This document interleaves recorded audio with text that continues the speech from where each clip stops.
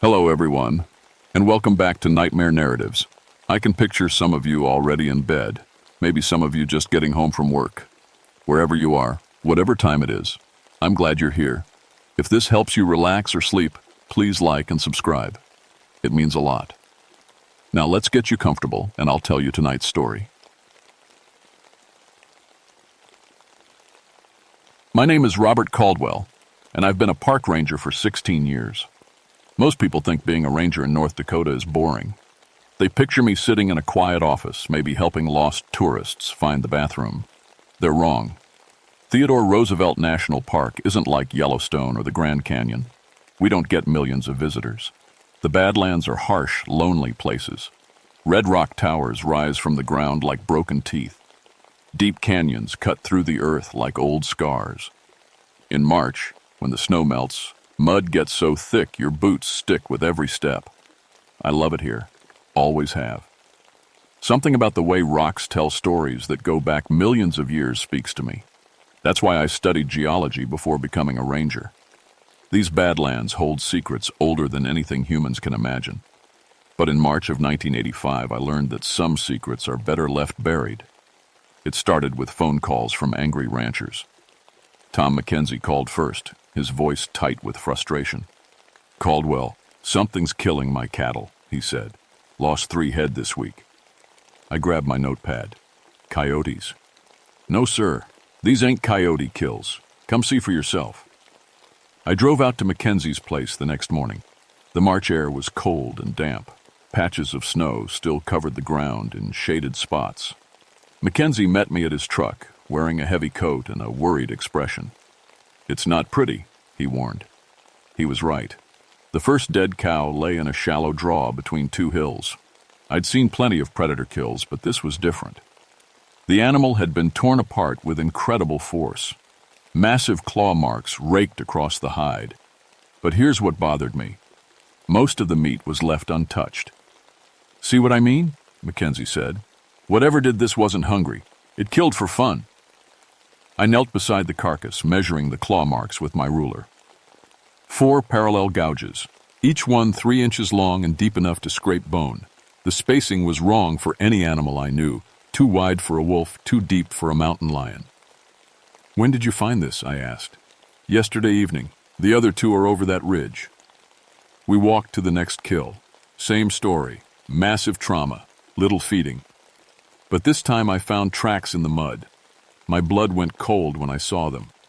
The prints were huge, bigger than a wolf's paw, but shaped wrong for a bear.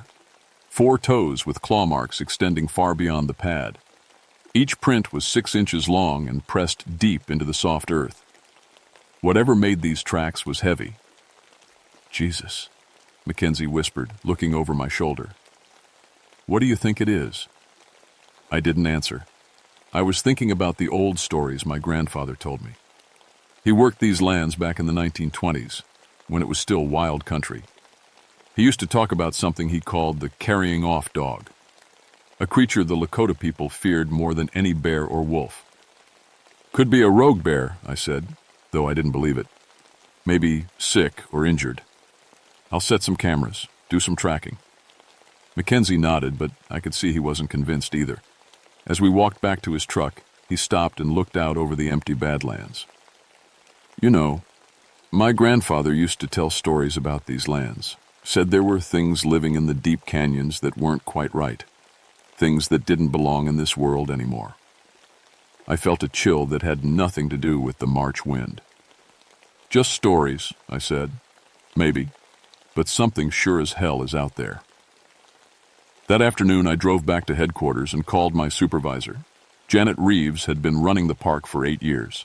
She was tough, practical, and didn't have patience for anything that couldn't be solved with common sense. "Probably a bear coming out of hibernation early," she said after I scribed the kills. "Set some traps, maybe dart it and relocate." "Janet, I've never seen claw marks like this. And the tracks. Rob, you've been out there too long. It's a bear. Handle it." I hung up and sat in my office, staring at the photos I'd taken. The claw marks looked almost deliberate, like someone had used a giant rake on the cattle. And those tracks, they were too intelligent somehow. Bear's lumber. These prints showed purpose, planning. That evening, I drove home to my small cabin outside the park boundary. As I made dinner, I kept thinking about my grandfather's stories. He'd been a tribal liaison back when the government was still figuring out how to manage the park. He'd spent time with the Lakota elders, learning about the land. The carrying off dog wasn't just any monster, according to the stories. It was something that had survived from an older time, when the world was different. Something that remembered when these badlands were green forests and shallow seas. I tried to shake off the feeling, but as darkness fell outside my windows, I found myself checking the locks on my doors. For the first time in 16 years, I felt afraid of the land I'd devoted my life to protecting. The next morning, I loaded my truck with cameras, tranquilizer equipment, and my rifle. My dog Rex jumped into the passenger seat without being asked. He was a German Shepherd mix, smart and loyal. He'd been with me for 5 years, helping track lost hikers and keeping me company on long patrols. "What do you think, boy?" I asked, scratching his ears. "Want to go hunt some monsters?" Rex wagged his tail, but as we drove toward the Badlands, I noticed he kept looking out the windows with unusual alertness. Dogs know things we don't. I should have paid more attention to what his instincts were telling him. We were heading into country that had been wild for millions of years. Country where the rules might be different than anywhere else on Earth. Country where something that shouldn't exist might still be waiting in the deepest, darkest places. I just didn't know yet that it was waiting for me. The tracking began at dawn on Mackenzie's land, but I knew the creature wouldn't stay on ranch property. The Badlands called to predators. All those hidden canyons and caves made perfect hunting grounds. Rex and I followed the tracks south toward the Little Missouri River. The prints led us through scrub brush and around red rock formations that looked like ancient castles. Every few hundred yards, I'd stop and take pictures, measure the stride length, check for any changes. The tracks were getting fresher. In one muddy spot, I could see where water was still seeping into the deepest part of the print. We were maybe an hour behind whatever made these marks. "Easy, boy," I whispered to Rex. He'd been getting more nervous as we followed the trail. His ears stayed up, and his nose worked constantly. Every few minutes he'd whine and look back at me like he wanted to go home. The tracks led us into a narrow canyon I'd never explored before. The walls rose 60 feet on both sides, casting everything in shadow even though it was mid-morning. Water dripped from somewhere high above. The air smelled different here, older somehow, like dust from ancient graves. That's when Rex started growling. It began as a low rumble in his chest. I'd heard him growl at bears before, at aggressive tourists, at other dogs. This was different. His whole body went rigid, and the fur on his back stood straight up. He was looking at something behind us. I turned around slowly, my hand moving to the rifle slung across my shoulder. The canyon was empty, red rock walls, patches of ice in the shadows, a few scattered boulders, nothing else. But Rex kept growling, backing up against my legs. His eyes were fixed on a spot about 50 feet back up the canyon. I stared until my eyes watered, but I couldn't see anything wrong. "What is it?" I asked. As if answering, a rakasu, like the size of my fist, came rolling down the canyon wall. Then another. I looked up and saw something impossible. There were claw marks carved into the solid rock face 40 feet above the ground. 4 parallel gouges, just like the ones on Mackenzie's cattle. But these were cut into sandstone that had been hardening for millions of years. "No animal can climb sheer rock like that," I said to Rex. He disagreed. His growling got louder, and he started backing away from the canyon wall. That's when I heard it, a sound like heavy breathing coming from somewhere high above us. I raised my rifle and pointed it up toward the canyon rim, but I couldn't see anything. The breathing continued, slow and deliberate. It sounded huge, like air moving through the lungs of something the size of a horse. "Hello," I called out. Maybe it was another hiker, though I couldn't imagine how anyone could get up there. "This is Park Service. Are you hurt?" The breathing stopped. The silence that followed was worse than the sound. Rex pressed harder against my legs, his growling now mixed with high whimpers. Every instinct I had screamed at me to get out of that canyon. I was backing toward the entrance when I heard the first howl. It started low, like a wolf's call, but it didn't stop where a wolf's would. It kept rising, getting louder and more painful to hear. The sound bounced off the canyon walls and seemed to come from everywhere at once. Rex yelped and tried to hide behind me. "It's okay," I lied, my voice shaking. "Just some animal marking territory." But I'd never heard any animal make a sound like that. It was angry and intelligent and full of a kind of hunger that made my skin crawl. We got out of the canyon fast. I didn't run. Running from predators is always a mistake. But I walked with purpose while constantly checking behind us. The howling followed us for half a mile before finally fading away. Back at headquarters, I spread out topographical maps on my desk and marked where we'd been. The canyon didn't even have a name. It was just one of hundreds of narrow cuts in the badlands that no one ever bothered to explore. I called Janet again. "I need backup," I said. "Whatever's out there, it's not normal." "Rob, you sound spooked. Maybe you should take a few days off." "Janet, listen to me. I found claw marks on a rock wall 40 feet up. No bear, no mountain lion, nothing we know about could make those marks." There was a long pause. "Okay, I'll send Peterson out with you tomorrow. But Rob, if this turns out to be you seeing things..." "It won't." But that night at home, I started wondering if maybe Janet was right. 16 years in the wilderness could play tricks on a man's mind. Maybe I'd been alone too long. Maybe the strange shapes I'd seen in the canyon were just shadows in imagination. Rex wouldn't eat his dinner.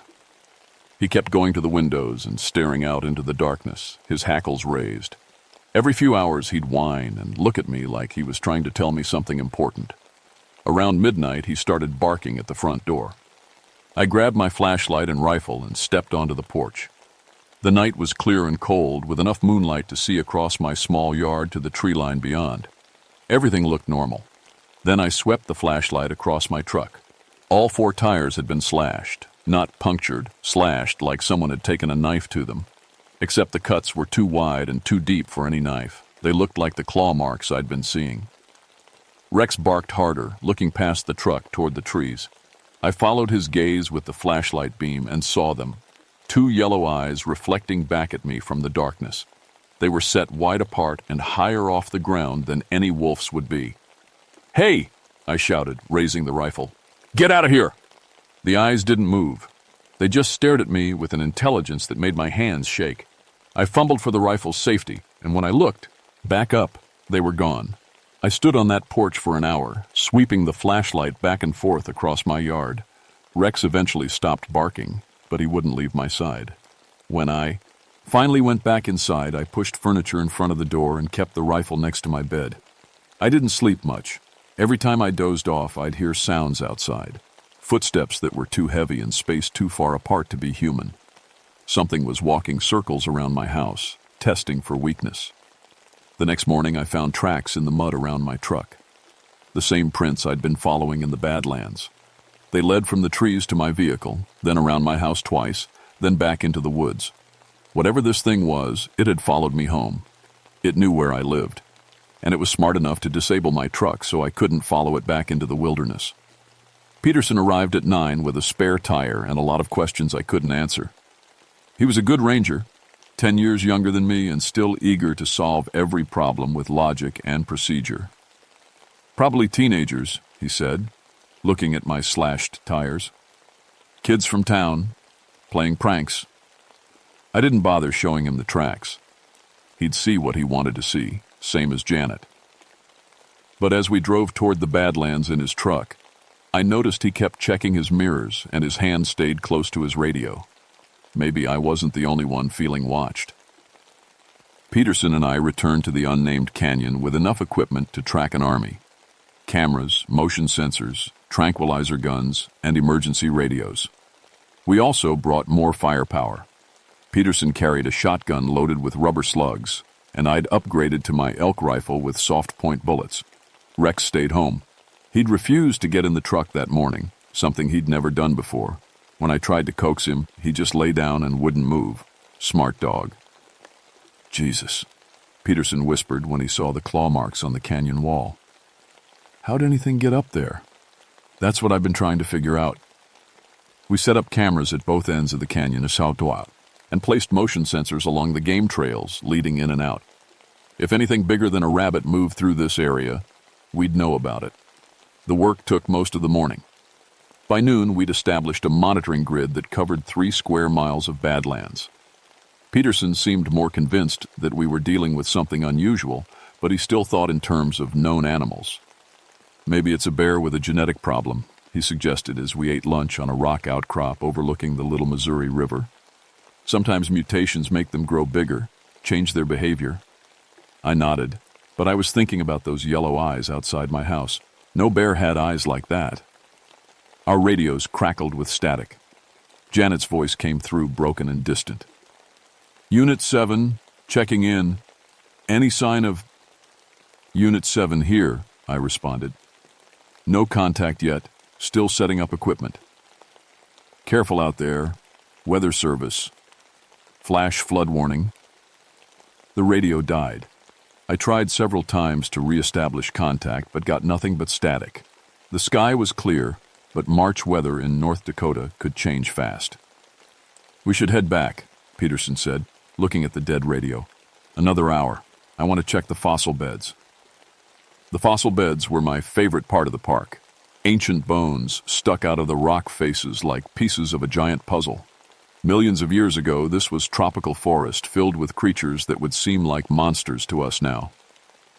Peterson and I hiked to the largest fossil site, a cliff face where erosion had exposed layer after layer of prehistoric life. Most tourists never found this place. It was too remote, too hard to reach. That's probably why the creature had chosen it as a den. The cave opening was hidden behind a fallen boulder. I'd walked past this spot dozens of times and never noticed it. But now I could see that the boulder had been moved. But recently, scratches in the rock showed where something had pushed it aside. Rob, Peterson said quietly, maybe we should call for backup before we go in there. Radio's dead, remember?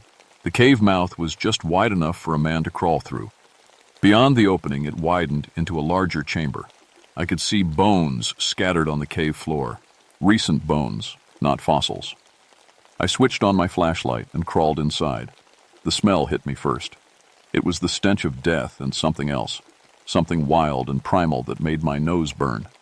The cave was bigger than I'd expected, with passages leading deeper into the rock. Bones covered the floor. Not just cattle bones. I saw what looked like deer remains and smaller bones that might have been from dogs or coyotes. All of them had been cracked open, the marrow sucked out.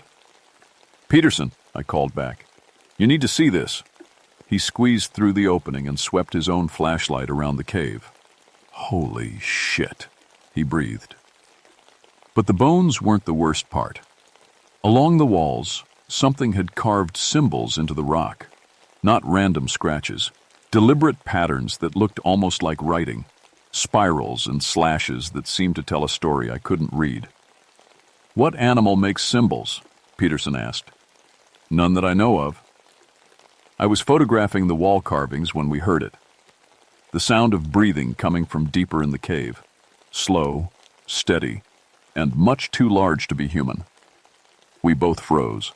My flashlight beam stretched down the main tunnel, but I couldn't see where it ended. The breathing echoed off the walls, making it impossible to tell how far back the creature was. Peterson's shotgun was already in his hands. I raised my rifle and we started backing toward the entrance. The breathing got faster, more excited. Something was moving in the darkness beyond our lights. I caught a glimpse of yellow eyes reflecting back at us. Go, I whispered. Go now. We scrambled for the cave entrance like our lives depended on it. I was almost through the opening when something roared behind us. The same set, and I'd heard in the canyon, but louder and filled with rage. A massive paw swiped at my leg as I dove through the opening. Claws raked across my boot, tearing the leather like paper. If I'd been 1 second slower, those claws would have taken my foot off. We ran. I'm not ashamed to admit it. We ran across the badlands like scared children, stumbling over rocks and sliding down muddy slopes. Behind us, the roaring continued, echoing across the empty landscape. We didn't stop until we reached Peterson's truck. Both of us were breathing hard and shaking. Peterson's hands shook so bad he could barely get the key in the ignition. "What the hell was that thing?" he gasped. "I don't know, but it's not in any textbook I ever read." As we drove away, I looked back toward the fossil beds. Something was standing on the ridge above the cave, something tall and dark against the gray sky. Even from a distance, I could see it watching us leave. Back at headquarters, Janet took one look at our torn clothes and muddy faces and called in a state wildlife expert. Dr. Sarah Chen arrived the next morning with a team of specialists and enough equipment to study everything from DNA samples to territorial behavior patterns. "Describe exactly what you saw," she said, setting up a digital recorder. I told her about the cave, the bones, the symbols carved in the rock. I described the size of the creature, the intelligence in its eyes, the way it seemed to understand our weaknesses. Dr. Chen made notes and nodded professionally, but I could see the doubt in her expression. "The symbol making is interesting," she admitted. "Some higher primates do create patterns, but nothing as complex as what you're describing." This wasn't a primate. "What do you think it was?" I hesitated. "How do you tell a scientist that you think you found something that science says doesn't exist?" "I think it's something that's been hiding in these badlands for a very long time, something that survived when everything else from its era died out." Dr. Chen studied me carefully. "Mr. Caldwell, the last large predators in North America disappeared over 10,000 years ago. The idea that something like a dire wolf or short-faced bear could survive undetected is... I know how it sounds, but I know what I saw." That afternoon, Dr. Chen's team went out to collect evidence from the cave. They came back 3 hours later looking confused and worried. "The cave is empty," Dr. Chen reported. "Completely cleaned out. No bones, no carvings, nothing." I felt my stomach drop. "That's impossible. We found the cave you described, but it looked like it had been scrubbed clean. There wasn't even any scent residue for our dogs to track." Peterson and I drove back to the fossil beds that evening. The cave was exactly as Dr. Chen had described, empty and clean as if it had never been used. Even the fallen boulder had been moved back to its original position. "It knew we'd bring others back," I said. "It cleaned up and moved on." "Animals don't think like that, Rob. This one does." That night, every motion sensor in our monitoring grid went off at the same time. The cameras captured nothing but empty landscape, but something had triggered every detector we'd placed. Whatever we were dealing with, it was smart enough to avoid our cameras while setting off our sensors. It was playing with us, showing us how easily it could move through our surveillance network without being seen. The game had changed. We weren't hunting it anymore. It was hunting us. The attack started 3 days later. Mackenzie's neighbor, old Bill Hartley, found his prize bull dead in a pasture half a mile from his house. The animal had been killed with the same massive claw marks, but this time there was something different. The bull was arranged in a deliberate pattern, legs positioned to point toward Hartley's house like an arrow. "It's sending a message," I told Janet over the radio, "letting us know it can kill anywhere, anytime." "Rob, you're starting to sound paranoid." Maybe I was, but paranoid was better than dead. Dr. Chen's team had been in the field for a week without finding any solid evidence. The creature stayed ahead of them, always one step smarter than their best efforts. But I could feel it out there, watching and waiting. The breakthrough came from an unexpected source. Joseph Running Bear was a member of the local Lakota Nation and worked part-time at the park's visitor center. He was in his 70s, quiet and thoughtful, with deep knowledge of the traditional stories. I'd known him for years but never talked to him about the creature. He approached me after hearing about the latest cattle killing. "You're dealing with Shunka Warakin," he said simply. I'd heard the name before in my grandfather's stories. The carrying off dog. That's one translation. It means the one that carries things off into the darkness. My grandfather saw one in 1924, said it was hunting in the breaks along the river. Joseph and I sat in my office while he told me the old stories. According to Lakota tradition, the Shunka Warakin were ancient predators that survived the Great Dying that killed the mammoths and giant bears. They were smart enough to hide in the deepest places, patient enough to wait until the world forgot they existed. They're not just animals, Joseph explained. They remember the old times when they ruled these lands, and they don't like sharing. How do you kill one? Joseph shook his head. You don't. You appease it or you wait for it to leave. But this one won't leave on its own. Why not? Because you found its cubs. The pieces clicked together. The cave, the bones, the territorial behavior. The creature wasn't just hunting, it was protecting young. That's why it had cleaned out the cave and moved them. That's why it was escalating the attacks. Where would it take them? I asked. Joseph thought for a moment. Somewhere high and hidden. Somewhere it could see enemies coming from all directions. He paused. There's a place my people avoided, even in the old days. We called it the Watchful Place. If the Shunka-Warakin is still here, that's where it would go. He gave me directions to a remote canyon system in the northern section of the park. It was federal land, but so isolated that even rangers rarely went there. The perfect place for something to hide. I left Peterson at headquarters and drove out alone.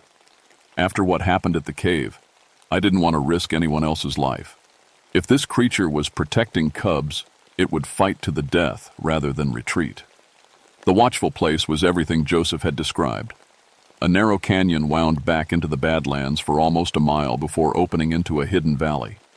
Rock towers rose on all sides like giant sentries, and the only way in or out was through the canyon entrance.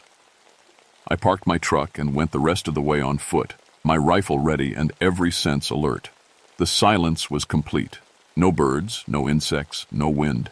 Even my footsteps seemed too loud. The valley floor was covered with bones, not scattered like in the cave, but arranged in careful patterns, spirals and lines that looked like the symbols I'd seen carved in the cave walls. The creature was using bones to write messages I couldn't understand. At the far end of the valley, a rock formation created a natural shelter. I could see something moving in the shadows, small shapes that tumbled and played like puppies. Cubs. 3 of them, no bigger than German shepherds, but already showing the massive paws and intelligent eyes of their parent. They were beautiful and terrifying at the same time. I was so focused on the cubs that I didn't hear the adult approaching until it was too late. The attack came from above. The creature had climbed the canyon wall and positioned itself on a ledge directly over my head. It dropped down behind me with enough force to crack the rocks when, it landed. I spun around and got my first clear look at the Shunka-Warakin. It was bigger than I'd imagined. 7 feet long and built like a wolf crossed with a bear. Its fur was dark gray, almost black, and its muscles moved under the skin like steel cables. But it was the eyes that froze my blood. They were yellow like a wolf's, but filled with an intelligence that was almost human. Those eyes studied me with the same intensity I'd used to examine a rock sample. The creature was analyzing me, figuring out my strengths and weaknesses, planning its attack. I raised my rifle, but the Shunka-Warakin was already moving. It covered 20 feet in a single leap, moving faster than anything that size should be able to move. I got one shot off before it hit me. The bullet caught it in the shoulder, spinning it around but not slowing it down. Massive claws raked across my chest, shredding my jacket and leaving burning lines across my ribs. The impact knocked me backward into a pile of arranged bones. I rolled away as the creature landed where I'd been standing. Its claws left gouges in the solid rock. I scrambled for my rifle, but the Shunka-Warakin was between me and the weapon. It could have killed me then. Should have killed me. Instead, it sat back on its haunches and studied me again. Blood ran from the bullet wound in its shoulder, but it seemed more curious than angry. Easy, I whispered, the way I'd talk to a spooked horse. I'm not here to hurt your babies. The creature tilted its head, and for a moment I thought it understood. Then it opened its mouth and made a sound I'll never forget. A low rumble that was part growl, part words in a language no human had ever heard. Behind it, the cubs had stopped playing and were watching us with the same intense intelligence as their parent. 3 generations of survival instincts told them I was a threat that needed to be eliminated. The adult Shunka-Warakin rose to its full height and took a step toward me. I was out of options. No weapon, no escape route, and no way to convince an ancient predator that I meant no harm. That's when the flash flood hit. The March thaw had been feeding water into the canyons for weeks.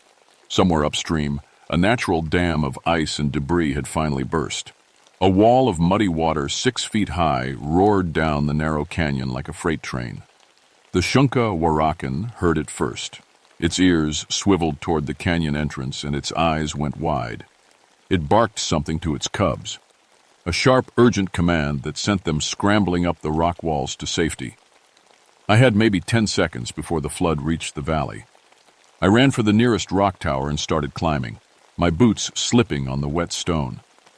Behind me, I could hear the water getting closer, carrying boulders and tree trunks with the sound of a landslide. The flood hit just as I pulled myself onto a narrow ledge 20 feet above the valley floor. Water filled the hidden valley in seconds, turning it into a churning lake. The carefully arranged bone patterns disappeared under the brown current. Across the valley, I could see the adult Shunka Warakin clinging to another rock face. Our eyes met over the floodwater, and I saw something unexpected in its gaze. Respect. We were both survivors, both creatures who understood the harsh rules of the wilderness. The flood lasted for 2 hours. When the water finally receded, the valley looked completely different. The bone patterns were gone, washed away along with any evidence that the Shunka Warakan family had ever been there. I climbed down from my ledge on shaking legs.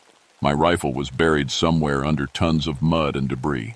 The creature and its cubs were gone, vanished as completely as if they'd never existed. But as I walked back toward the canyon entrance, I found something in the mud, a single paw print, perfectly preserved in the soft earth. It was smaller than the adult's tracks, probably from one of the cubs. I left it there. Some things are meant to stay hidden. The official report blamed the cattle killings on a rogue bear that had since moved on to different territory. Dr. Chen's team found no evidence of any unusual predator activity, and the case was officially closed. I didn't argue. Sometimes the truth is less important than keeping people safe. The watchful place was declared geologically unstable after the flash flood. Warning signs went up at the canyon entrance, and the area was closed to public access indefinitely. Park Service maps were updated to show the region as impassable terrain. Joseph Running Bear nodded approvingly when he heard about the closure. "Good," he said. "Some places should stay empty." I requested a transfer to a desk job a month later. Janet approved it without question. I think she was worried about my mental state after spending so much time in the field alone. I became the park's geological survey coordinator, a position that kept me in the office reviewing rock samples and updating topographical maps. I never went back to the Badlands. Rex eventually got over his fear and returned to normal, though he never liked riding in the truck toward the northern sections of the park. Dogs remember things we try to forget. Peterson left the service 6 months later and became a town cop in Fargo. We kept in touch for a while, but we never talked about what happened in that cave. Some experiences are too big for words. 3 years later, I was reviewing satellite photos for a geological survey when I noticed something interesting. The photos showed the watchful place from above, and if you looked carefully, you could see patterns in the rock formations, spiral arrangements and straight lines that looked almost deliberate. Maybe erosion creates patterns like that. Maybe wind and water carve rocks into shapes that look meaningful when they're reworked. Just random. But I've been studying geology for 20 years, and I've never seen erosion work quite like that. I keep those photos in a locked filing cabinet in my office. Sometimes, late at night when I'm working alone, I take them out and study the patterns. They remind me that the world is bigger and stranger than our textbooks admit. Last month, a rancher from the Pine Ridge area called to report unusual cattle killings. The description sounded familiar. Massive claw marks, little feeding, kills that seemed motivated by something other than hunger. I took the message and filed it away. Let someone else handle it. I've done my time fighting monsters in the wilderness. But sometimes, when the wind is right and I'm driving home past the Badlands, I roll down my windows and listen to the night sounds. Most of the time, it's just coyotes and owls, the ordinary music of the prairie. But once in a while, I hear something else. A howl that starts low and rises until it seems to fill the whole sky. A sound that speaks of ancient hungers and long memories. When I hear that sound, I drive a little faster and check my locks twice before going to bed. Because I know what's out there in the deep places where humans rarely go. I know that some things survived when everything else died, patient and hidden and waiting for the world to forget they exist. The Appalachian is still out there. Maybe not in the watchful place. That's been disturbed now, made unsafe by human attention. But somewhere in the millions of acres of badlands, in canyons that don't appear on any map, the carrying off dog continues its ancient hunt. And maybe that's how it should be. The world needs its mysteries, its dark corners where impossible things can still exist. We've explained away too much already, mapped and cataloged every square mile of Earth until there's no room left for wonder. The Badlands remember what we've forgotten, that we're not alone on this planet, and we never were. There are older rules than the ones in our books, older hungers than the ones we understand. I've kept that knowledge for 5 years now, carried it like a weight in my chest. Most days, I can pretend it doesn't matter, that I'm just a normal man with a normal job in a normal world. But on quiet nights when I hear that distant howling, I remember the yellow eyes watching me from the darkness. I remember the intelligence behind those eyes, patient and calculating and utterly alien. And I'm grateful that something wild still exists in the world, something that refuses to be tamed or explained or forgotten, even if it scares me to death. My name is Robert Caldwell, and I've seen things that aren't supposed to exist. I've looked into the eyes of something that should have died out 10,000 years ago, and I've lived to tell about it. The question is whether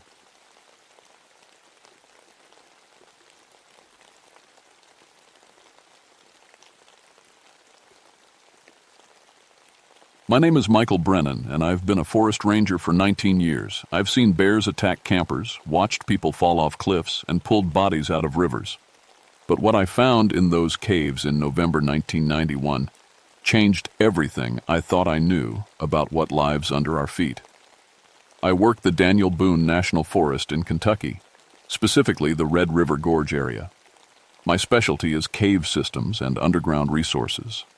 I've mapped more caves in this region than anyone else alive.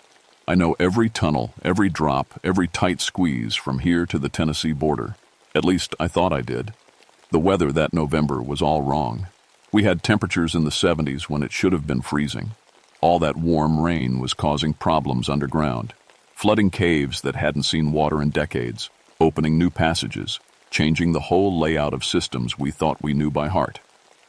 That's when the cavers went missing. 3 college kids from the University of Kentucky, Sarah Chen, Marcus Williams, and David Park. They were part of the school's spelunking club, experienced enough to know better than to go into unmapped caves.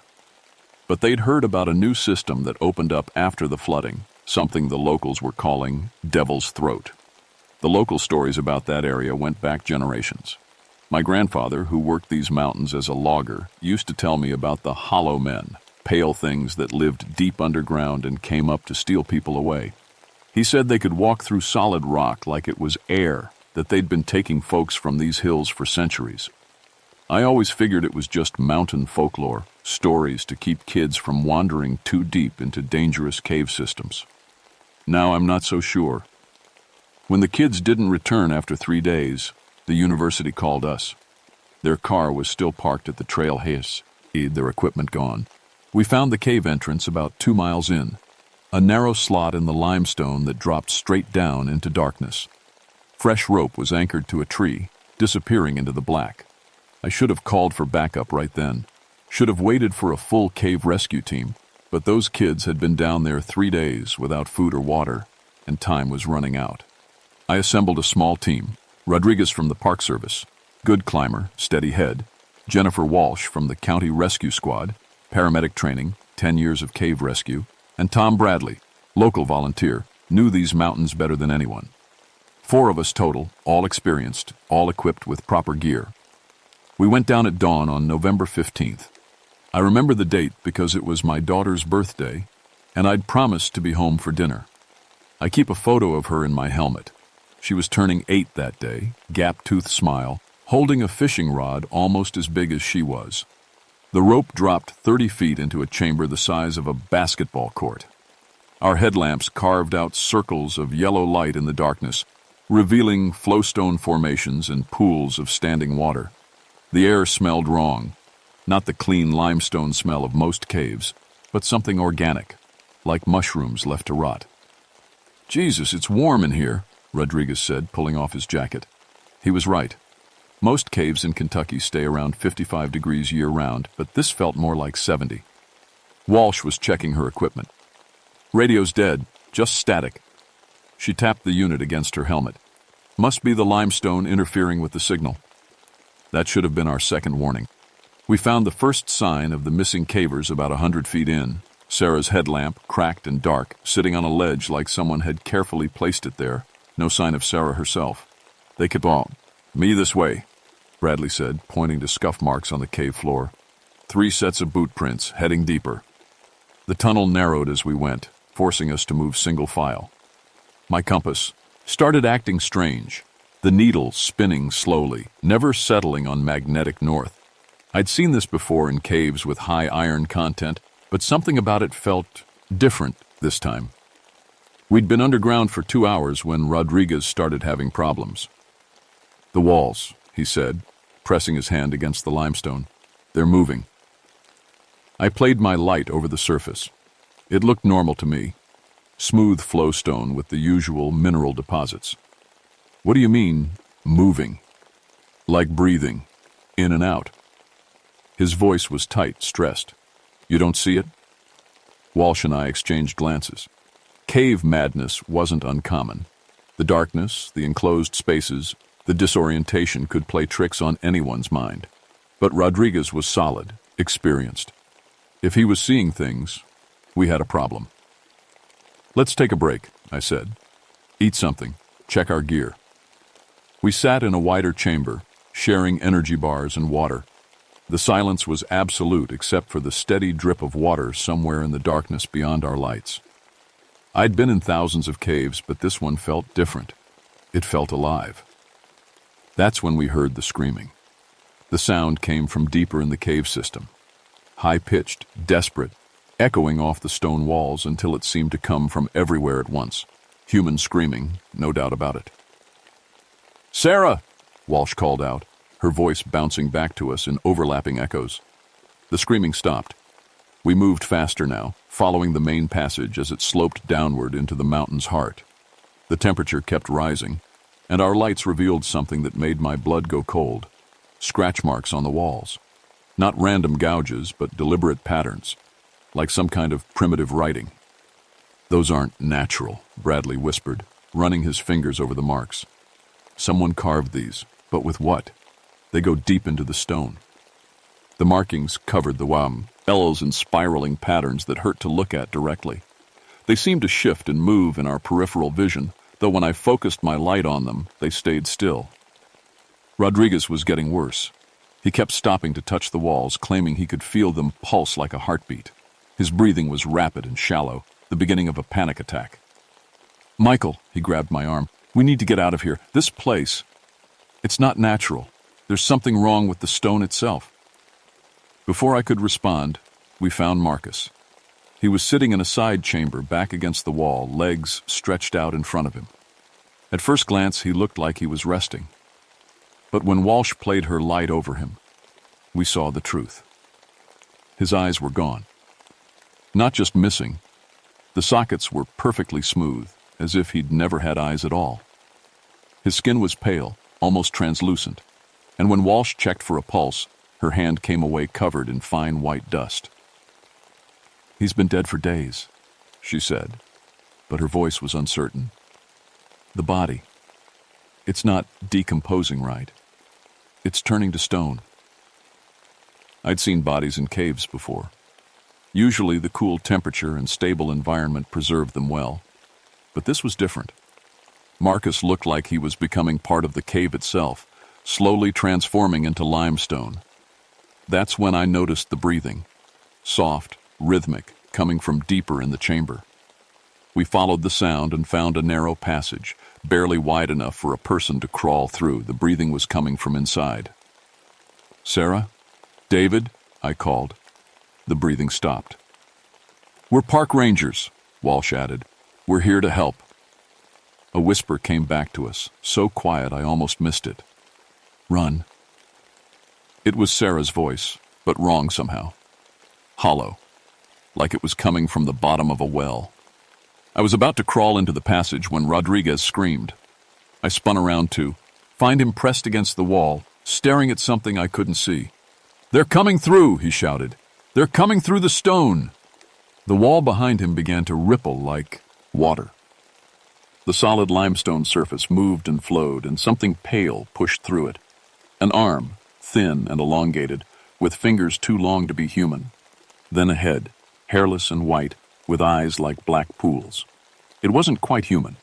The proportions were wrong. Limbs too long, torso too narrow, skull elongated like it had been stretched. But the worst part was how it moved through the solid rock like it was liquid, emerging from the stone as easily as stepping through a doorway.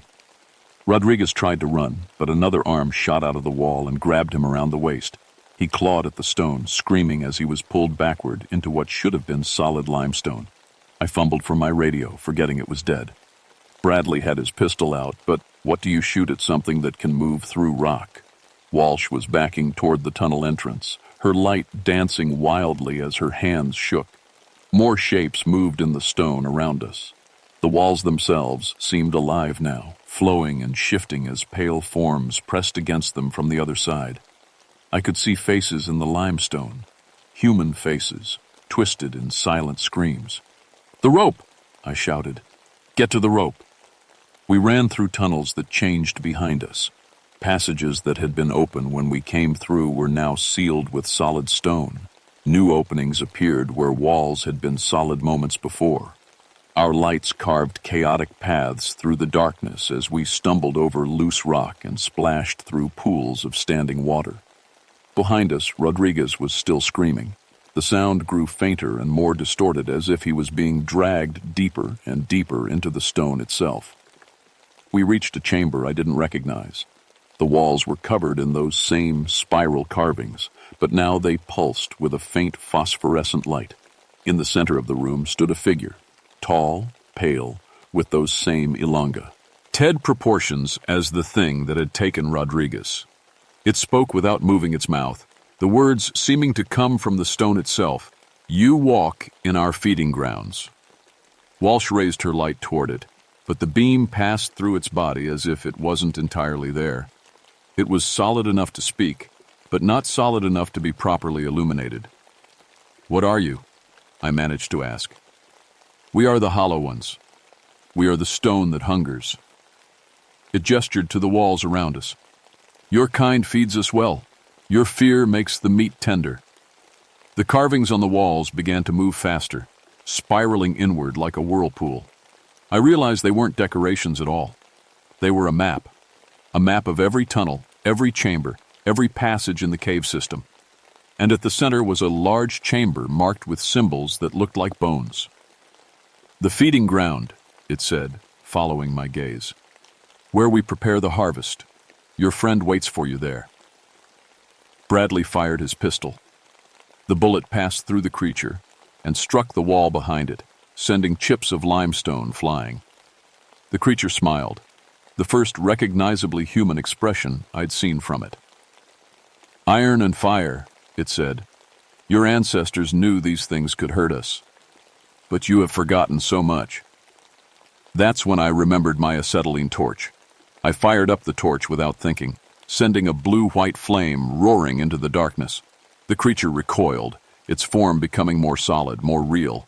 The phosphorescent glow in the walls dimmed, and for a moment the carvings stopped moving. "Fire," it hissed, backing away from the flame. "The Sunbringer." "Walsh, Bradley, stay behind me," I said, keeping the torch between us and the creature. "It doesn't like the fire." We backed toward what looked like the tunnel we'd come from, but the passage had changed. The walls were different, covered with more of those rail carvings. Our map was useless now. The cave system was rewriting itself around us. The creature followed at a distance, just outside the torch's reach. Others moved in the walls around, us pale shapes pressing against the stone like swimmers trapped under ice. "Where are Sarah and David?" Walsh demanded. The creature tilted its head. "The female ceased struggling 2 days ago. She rests in the feeding chamber, becoming part of our bounty. The male still fights. His fear seasons him well." We emerged into a larger chamber, and I nearly dropped the torch. The walls were lined with alcoves, each one containing a human figure in various stages of transformation. Some were recent. I could still see clothing, recognize faces. Others were older, their features worn smooth by centuries of slow change into stone. In the center of the chamber was David Park. He was alive, but changed. His skin had the same translucent quality as Marcus's, and his eyes were starting to cloud over. He was chained to the floor with what looked like chains made of living stone, growing up from the cave floor itself. "David!" Walsh called out. He turned toward us, and when he spoke, his voice was thick and slurred. It's inside me, in my bones, changing me from the inside." Around the chamber, other figures stirred. Some I recognized from missing person reports going back years. Others were older, their clothing from different eras. A woman in a 1950s dress. A man in what looked like Civil War-era clothes. Some wore the buckskin and homespun of early settlers. They'd been feeding on people for centuries, taking them, changing them slowly, keeping them alive while they transformed into something between human and stone. "The process takes time," the creature explained, moving around the edge of the flame's reach. "Fear and pain improve the final product. Your friend will feed us for decades before the change is complete." More creatures emerged from the walls, dozens of them, all with that same pale, elongated appearance. Some were more solid than others, as if they exist, and at different levels of reality. The older ones seemed more integrated with the stone, while the newer ones were more recognizably human in their proportions. "We are the mountain's children," one of them said, "born from the deep places where stone and flesh become one. Your kind trespasses in our realm." I swept the torch in a wide arc, keeping them back. The flame was starting to run low. I had maybe 20 minutes of fuel left. After that, we'd be defenseless. Bradley was checking his ammunition. "I've got maybe 15 rounds left. Walsh?" "No weapon, just my medical kit." She was looking at David, calculating. "Michael, we can't carry him out of here. The stone chains, they're growing into his legs." She was right. The chains weren't just restraining David. They were becoming part of him, growing through his flesh like some kind of mineral parasite. "Please," David whispered. "Don't leave me here. I can feel them in my head, showing me what I'm going to become." The creatures were getting braver, pressing closer despite the flame. I could see more of them moving in the walls, an army of pale shapes waiting for my torch to burn out. That's when I heard Rodriguez again. His voice came from the walls themselves, distorted and echoing. "Michael, help me. I'm still alive. They're keeping me alive." I followed the sound to a section of wall that looked different from the others. Instead of solid limestone, it was more like a membrane, translucent and pulsing. I could see shapes moving inside it. Human shapes, trapped in the stone like insects in amber. Rodriguez was there, his mouth open in a silent scream. Next to him was Sarah Chen, her eyes wide with terror. And there were others. Dozens of others, all trapped in the living stone. "The stone grows around them," the original creature explained. "Preserves them. They feel everything but can do nothing. Their fear feeds us for generations." Walsh grabbed my arm. "We have to get out of here, now, before the torch runs out." But the creatures had sealed off all the exits. Every tunnel, every passage, every crack was blocked by solid stone. We were trapped in the feeding chamber with no way out. That's when I noticed something. The spiral carvings on the walls. They weren't just decorative. They were some kind of control system. When the creatures moved through the stone, the spirals would light up and shift, directing the flow of the living rock. The carvings, I said. They control the cave system. Bradley followed my gaze. You think if we damage them? Maybe. It's worth a try. I directed the torch toward the nearest set of carvings. The flame licked at the stone, and the phosphorescent glow began to flicker. The creatures shrieked, a sound like breaking glass. Stop, the lead creature commanded. You do not understand what you are doing. But I did understand. The carvings weren't just controls. They were the creature's connection to the stone itself. Damage them enough, and maybe the walls would stop obeying their commands.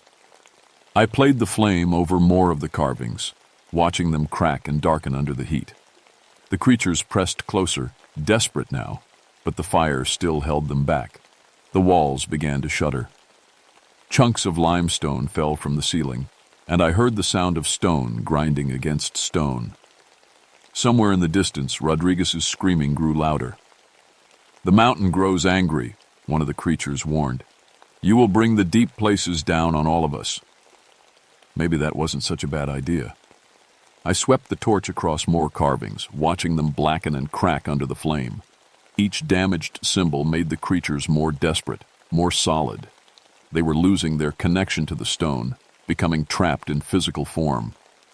You fool, the lead creature snarled, now solid enough that Bradley's bullets might actually hit it. The bindings have held for 1,000 years. You do not know what you unleash. The walls groaned and shifted. The membrane holding Rodriguez and the others began to crack, and I heard voices, human voices, gasping as if they were taking their first breath in years. The stone prison is breaking, Walsh said, staring at the wall. They're still alive in there. That's when I understood the full horror of what these things had been doing. They weren't just killing people. They were keeping them conscious, aware, trapped in living stone for decades or centuries, feeding on their terror and despair while their bodies slowly transformed into something between human and mineral. How long? I demanded, turning to the lead creature. How long have you been doing this? It smiled, showing teeth like broken limestone. Since the first humans came to these mountains. We are older than your stories, older than your gods. We were here when the stone was young. More carvings cracked under the torch's heat. The creature's form wavered, becoming less solid. Around the chamber, the trapped figures in the walls began to move, pressing against their stone prisons from the inside. Michael! Rodriguez's voice came clearly now from the wall behind me. The explosives! In my pack! I'd forgotten. Rodriguez always carried a small amount of C4 for clearing rock falls and blocked passages. If his pack was still with him in the stone... Where's your pack? I called. On my back. I can reach it, but I can't move my arms. You have to get me out. The torch flame was getting smaller. I had maybe 5 minutes of fuel left. After that, we'd be at the creature's mercy. I played the fire over the section of wall where Rodriguez was trapped, heating the stone until it glowed dull red. The limestone began to crack and flake away, and Rodriguez's hand pushed through. Got it. He held up a small block of plastic explosive and a detonator. But we need to get clear. This whole burr will come down. The creatures realized what was happening. They rushed us all at once, no longer afraid of the dying flame. Bradley opened fire, his bullets passing through some of them but striking others solidly. The more damaged their wall carvings were, the more physical they became. Walsh was working to free David, but the stone chains had grown too deep into his legs. I can't get him loose, she said. The rock is fused with his bones. David looked up at us with clouding eyes. Just go. Don't let this happen to anyone else. No! I played the torch over his stone restraints, but the flame was too weak now. We're not leaving you. You have to. His voice was getting weaker. I can feel them in my head. They're showing me the others they've taken, the ones still trapped in the deep places. Hundreds of them, Michael. Hundreds. The creatures pressed closer. My torch flickered and went out. In the sudden darkness, Rodriguez set off the explosive. The The sound was deafening. The chamber shook and chunks of limestone rained down from the ceiling. I felt the floor crack beneath my feet, and suddenly we were falling, tumbling down through broken stone into the depths below. I landed hard on a pile of rubble. My flashlight cracked but still working. Around me I could hear Walsh and Bradley groaning, alive but hurt. The air was thick with limestone dust and the smell of cordite. Above us, the feeding chamber was completely collapsed. David was buried under tons of rock, finally free from his stone chains. The creature's screams echoed through the cave system as their control carvings were destroyed. But we weren't safe yet. The explosion had opened new passages, revealing chambers that had been sealed for centuries. And from the depths below came a sound that made my blood freeze, the scraping of claws on stone, growing closer. "Something's coming up from below," Bradley whispered, blood running from a cut on his forehead. I played my light down the new passage. The beam revealed smooth walls covered in more of those spiral carvings. But these were older, more complex. And moving toward us through the tunnel was something that made the other creatures look almost human by comparison. It was huge, maybe 8 feet tall, with limbs like twisted tree branches, and a head that was more stone than flesh. Its eyes were deep pits in its skull, and when it spoke, the sound came from the cave walls themselves. "Children," it said, "foolish children, you have awakened the deep mother." This was the source, the thing the others served, the creature that had been turning people into stone for 1,000 years. "The mountain hungers," it continued, moving closer, "and you have freed its appetite from the small chambers above. Now it will feed on the world above." Through the cracks in the collapsed ceiling, I could see the night sky. But it was changing, the stars flickering and going out one by one. The corruption was spreading upward, turning the living world into an extension of the stone realm below. I had one last idea. In my pack, I carried flares for cave emergencies, magnesium flares that burned white-hot for 20 minutes.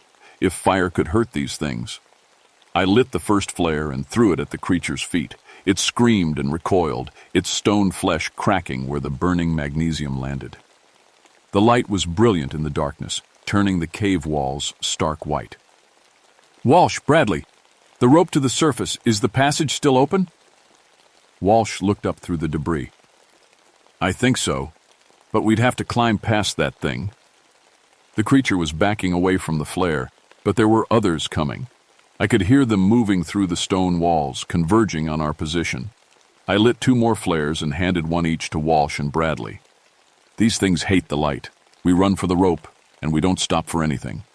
We ran through tunnels lit by brilliant white fire, the creatures shrieking and recoiling from our flares. Behind us, the deep mother's voice echoed through the stone. "You cannot escape the mountain's hunger. It follows you now. It knows your scent." The rope was still, there, hanging down from the entrance 30 feet above, but climbing it with injured hands while carrying flares would be almost impossible. "I'll go first," I said. "Pull the rope up behind me so they can't follow." "What about Rodriguez?" Walsh asked. "He's still alive in there." I looked back at the collapsed chamber. Somewhere in that mass of broken stone, Rodriguez was buried. Still conscious, still aware, becoming part of the mountain's appetite.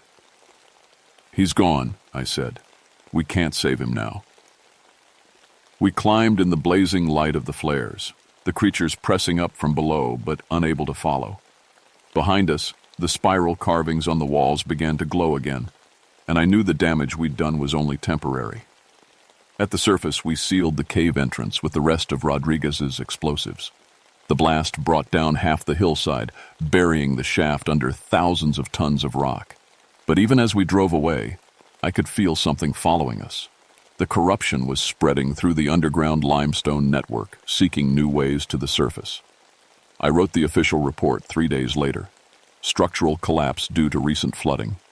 4 casualties, 3 missing cavers, and 1 Park Service employee lost in a rescue attempt. The cave system was declared too unstable for further exploration and permanently closed to the public. Nobody questioned the report. Nobody wanted to dig too deeply into what had really happened down there.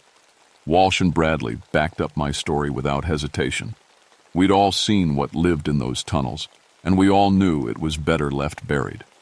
But the nightmares started immediately. Every night, I'd dream about Rodriguez trapped in the stone, still conscious, still aware.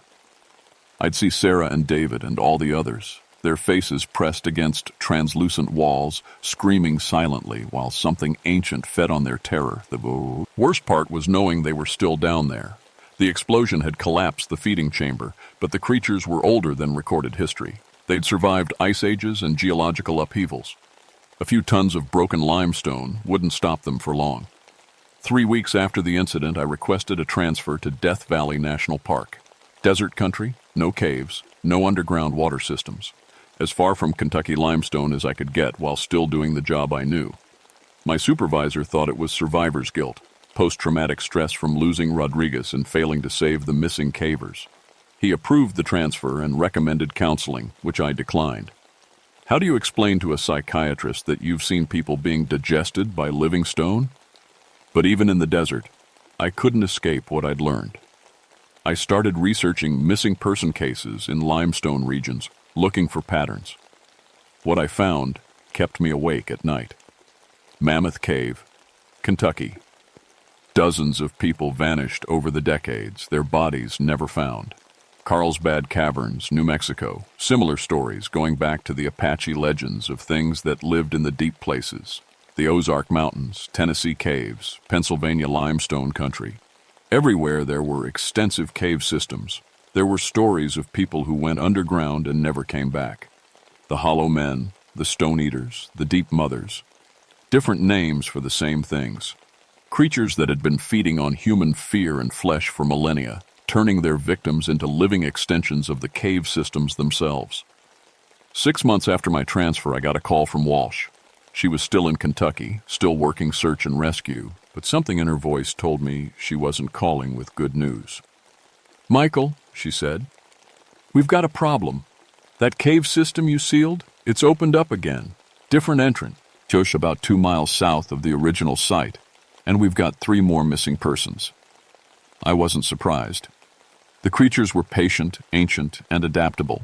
They'd found new ways to the surface, new hunting grounds. The mountain's hunger was too old and too deep to be stopped by a few explosives. "Are you going in?" I asked. "I have to. It's my job." She paused. "But I wanted you to know, in case something happens to me." That was 2 years ago. Walsh never came back from that cave. Neither did the backup team they sent after her. The official report blamed another structural collapse, and the new entrance was sealed as well. But I know better. The thing we awakened down there, the Deep Mother, is still growing, still spreading through the limestone networks that run under half the continent, still turning people into conscious stone, feeding on their trapped awareness while their bodies become part of the mountain itself. Sometimes, late at night in my desert trailer, I can hear them. Voices carried on the wind from 2,000 miles away, calling my name. Rodriguez's voice, mostly, but sometimes Walsh, sometimes Sarah and David and all the others. They want me to come back. They want me to join them in their stone prison, where the fear never ends and the pain just goes on forever. I keep my radio turned up loud to drown them out.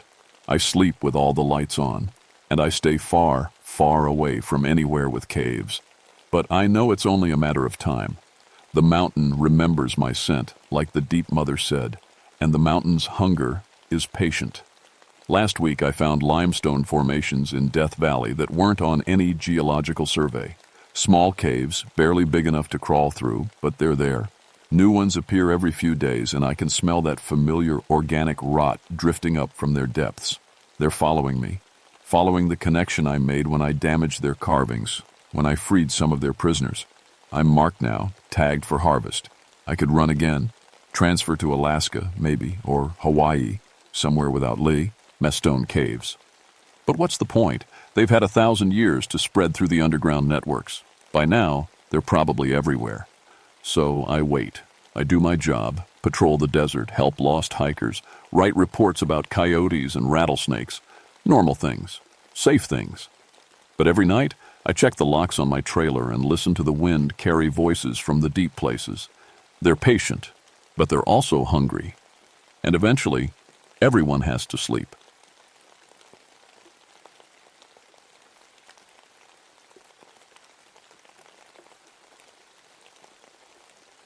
My name is James Whitmore, and I've been a forest ranger for 17 years. I'm telling you this story because I need someone to know what really happened up at Coffin Rock in August of 1979. The Forest Service says it was just a wildfire that got out of hand. They're wrong. I work the Mount St. Helens area of Gifford-Pinchot National Forest in Washington State. Beautiful country most of the time. Dense woods, clear streams, and mountains that make you feel small in a good way. I've walked these trails longer than some folks have been alive. Used to be a logger before this job until my brother Danny got crushed by a widowmaker. That's what we called dead trees that could fall without warning. After that happened, I couldn't stand the sound of chainsaws anymore. Being a ranger suited me better anyway. I like the quiet. Just me and my German Shepherd Rex keeping an eye on things. My job is mostly fire prevention and patrol work. Check the campgrounds, make sure hikers aren't being stupid with their campfires, watch for trouble. In 17 years, I thought I'd seen every kind of trouble these woods could throw at me. That August was hotter than hell and dry as old bones. We hadn't seen rain in 6 weeks. Every morning I'd check the fire danger signs, and every morning they stayed at extreme risk. The whole forest felt like it was holding its breath, waiting for one spark to set it all off. Sheriff Murphy called me on a Tuesday morning. His voice sounded tired through the radio static. "Jimmy, I need you to take a look at something out near the Packwood boundary. Had 3 ranchers call in about livestock kills. Strange ones. I'd dealt with bear attacks before, even a few cougar kills." "What makes these strange, Sheriff?" "You'll see when you get there. Meet me at the Hendricks Ranch around noon." The drive out to Hendricks' place took me through some of the pure Eddie's country in Washington. Rolling hills covered in Douglas fir with Mount Rainier standing watch in the distance. But as I got closer to the ranch, something felt off. Rex started whining in the back seat, which wasn't like him. He was a steady dog, calm as they come. Sheriff Murphy was already there when I pulled up, talking to old Frank Hendricks by the barn. Frank looked like he'd aged 10 years since I'd seen him last spring.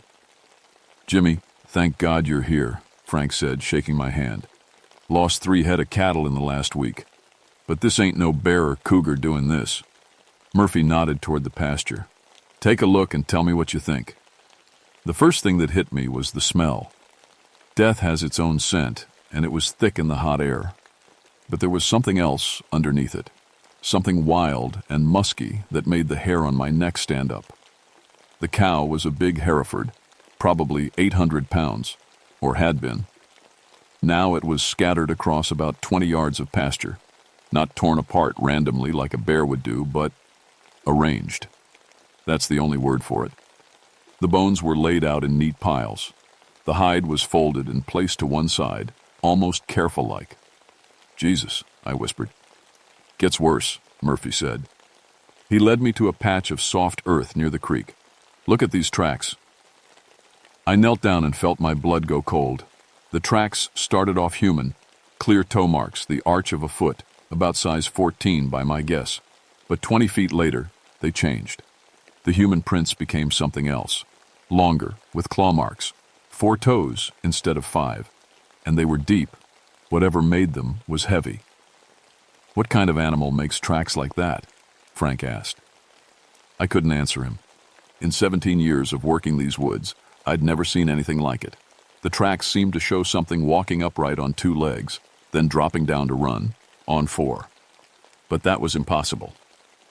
"Could be a hoax," I said, but even I didn't believe it. No one could fake the way those tracks changed from human to animal.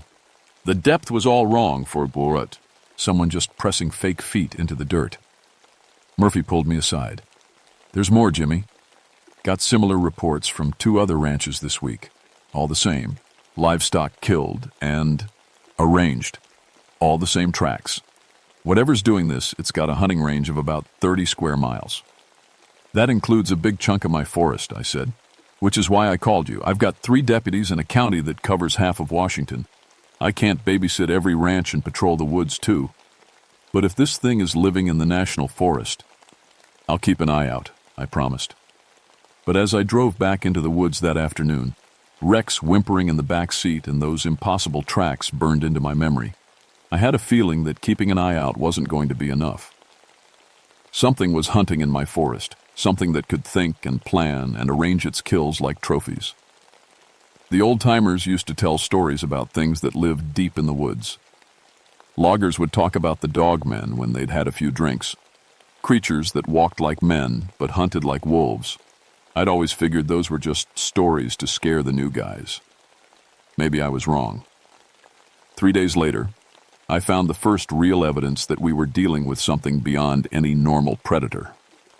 I was doing my regular patrol of the backcountry trails when I noticed Rex acting strange. He kept looking over his shoulder and whining, something I'd never seen him do. Rex was a brave dog. I'd seen him face down black bears without backing down. But now, he was scared. The trail we were on wound through thick timber toward an old fire lookout station about 12 miles from the nearest road. It was one of my favorite spots to check because hikers rarely made it that far back. Too much work for most people. But that morning, the forest felt wrong. The birds had stopped singing. In 17 way. Years of walking these woods, I'd learned to read the forest's moods. When the birds go quiet, something's not right. Could be a storm coming or a predator on the move. But the sky was clear and the air was still as death. About 2 miles from the lookout, I found the campsite, or what was left of it. The tent was shredded but not randomly torn like a bear would do it. The rips were precise, like someone had used a very sharp knife. The backpack was emptied, but nothing was taken. Not the food, not the equipment. Everything was just scattered around like whoever did this was looking for something specific. "Hello?" I called out. "Forest Service. Anyone here?" No answer. But Rex started growling, low and steady. He was looking at something behind the destroyed tent. I found the hiker about 50 yards into the woods. What was left of him? I'd seen death before. Car accidents, hunting mishaps, heart attacks on the trail. But this was different. This was personal. The body had been dragged away from the camp, and like the cattle, it was arranged.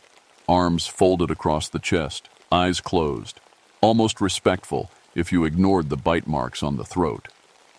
But the tracks around the body made me sick to my stomach. The same impossible prints from the ranch, human feet that became animal paws, dozens of them, circling the body like whatever killed this man had spent time studying what it had done. I radioed for Murphy and the coroner, then spent the next hour trying to piece together what happened. The hiker's name was David Chen, according to his wallet. 26 years old, from Seattle. His car was parked at the trailhead with Washington plates. Nothing special about him, just a young guy who wanted to spend a weekend in the woods. The attack happened at night, based on the scattered remains of his campfire. Whatever killed him was strong enough to drag a full-grown man 50 yards through thick brush without leaving much of a blood trail. That meant it carried him, not dragged him, something that walked upright. Murphy arrived with 2 deputies and the coroner around sunset. They took photos and measurements, bagged the evidence, and asked the same questions I'd been asking myself all afternoon. "Any idea what we're dealing with?" Murphy asked as they loaded the body bag into the ambulance. "No," I said. But that wasn't entirely true. I was starting to have ideas, and I didn't like any of them. The coroner was a thin, nervous man named Peterson. He'd been examining the bite marks with a magnifying glass, and his face was pale. "Sheriff," he said quietly, "these aren't made by any animal I know. The tooth spacing is wrong for a bear or cougar, too wide, too deep, and the jaw strength required to make marks like these." He trailed off, shaking his head. "What's your best guess, Doc?" Murphy asked. "A very large dog, German Shepherd size, maybe bigger, but the spacing suggests something with a longer snout. More like a wolf, but we don't have wolves in Washington anymore." I thought about that as they drove away, leaving me alone with Rex in the gathering dark. No wolves in Washington. That was true. They'd been hunted out decades ago. But what if something else had moved in to fill that empty space? Something that hunted like a wolf, but thought like a man. The walk back to my truck took an hour, and every step made me more nervous. Rex stayed close, almost pressed against my legs. Every shadow looked threatening. Every sound made us both jump. When we finally reached the truck, I found something that made my blood freeze. Scratches in the paint, deep gouges that ran along both sides of the vehicle, about shoulder height for a tall man. But these weren't made by fingernails. They were made by claws, long, sharp claws that bit deep into the metal. Whatever had done this was sending me a message. We know where you are. I drove home that night with my pistol on the seat beside me and Rex panting nervously in the bow. Cock! But it wasn't until I was safely inside my cabin with all the doors locked that I allowed myself to think about what the coroner had said. A wolf-like creature with a jaw strong enough to crush a man's throat. Something that walked on 2 legs but could run on 4. Something smart enough to stalk its prey and arrange its kills. The old logger stories called them dogmen, half wolf, half human, all predator. I'd always thought they were just tales to scare greenhorns around the campfire. But as I sat in my kitchen that night, cleaning my pistol and checking the locks for the 3rd time, I started to wonder if maybe the old-timers knew something I didn't. Rex wouldn't leave my side all night. Every time I got up, he followed. When I went to bed, he curled up on the floor right next to me instead of his usual spot by the door. Smart dog. He could sense what I was just starting to understand. We were being hunted. The attacks came in waves over the next week, each one more bold than the last. Tuesday morning brought news of another ranch hit. The Morrison place, about 15 miles north of Hendricks. Same pattern. Livestock killed and arranged, those impossible tracks circling the scene. But this time there were 3 different sets of prints. Whatever we were dealing with, it wasn't working alone. Wednesday, a family camping at Bear Creek found their food cache torn apart and their car tires slashed. The husband swore he saw something watching them from the tree line. Something tall that walked on 2 legs but moved wrong, like it wasn't used to standing upright. Thursday brought the second death. Lisa Warren was a wildlife photographer from Portland who'd been documenting the drought's effect on forest animals. She was experienced, careful, and smart enough to camp in the designated areas and follow all the safety rules. I found her camera first. It was hanging from a branch about 8 feet off the ground, undamaged but covered in what looked like saliva. When I developed the film later, the last photos showed something that made my hands shake. The pictures started normal. Deer drinking at a stream, a hawk circling overhead, shots of the dry underbrush. But the final frames showed something else. A shadow moving between the trees. Then a clearer shot of something large and dark watching from behind a fallen log. The last photo was taken at night, probably triggered by movement. It showed eyes. Bright, intelligent eyes reflecting the camera flash. But they were too high off the ground to belong to any normal animal, and too far apart to be human. I found Lisa's body a quarter mile from where the camera was hanging. Like David Chen, she'd been carried away from her camp and arranged with almost ceremonial care. But this time, there were signs of a struggle. Deep gouges in nearby trees, as if she'd tried to climb to safety. Scattered gear marked her desperate attempt to escape. The tracks told the story. She'd been stalked for hours. Multiple sets of prints surrounded her campsite, moving in the same circling pattern I'd seen before. They'd waited until she was asleep, then moved in fast. But Lisa Warren had been tough. The broken branch in her hand and the blood under her fingernails showed she'd fought back. There were patches of coarse fur caught on the bark of several trees, dark gray and longer than any dog breed I knew. Murphy arrived with a full forensics team this time. The state police were getting involved, and there was talk of bringing in specialists from the university. "This is getting out of hand, Jimmy," Murphy said as we watched the crime scene techs work. 2 people dead in a week, multiple livestock kills, and we don't even know what we're hunting. "I think I do," I said quietly. I told him about the old logger stories, about creatures that were neither fully human nor fully animal. Murphy listened without interrupting, his face getting more skeptical with each word. "Come on, Jimmy, dogman. That's folklore, campfire stories." "Then explain the tracks. Explain how something can walk upright and run on 4 legs. Explain the intelligence, the way they stalk their prey, the way they arrange the kills. Murphy didn't have an answer for that. That evening, I made a decision that probably saved my life. Instead of going home to my cabin, I drove up to the old fire lookout station. It was a sturdy building, 30 feet off the ground with only one way up, a narrow staircase that could be defended. If something was hunting me, I wanted the high ground. Rex didn't like the idea. He whined and paced as we climbed the stairs, looking back toward the forest every few steps. But he followed, because that's what good dogs do.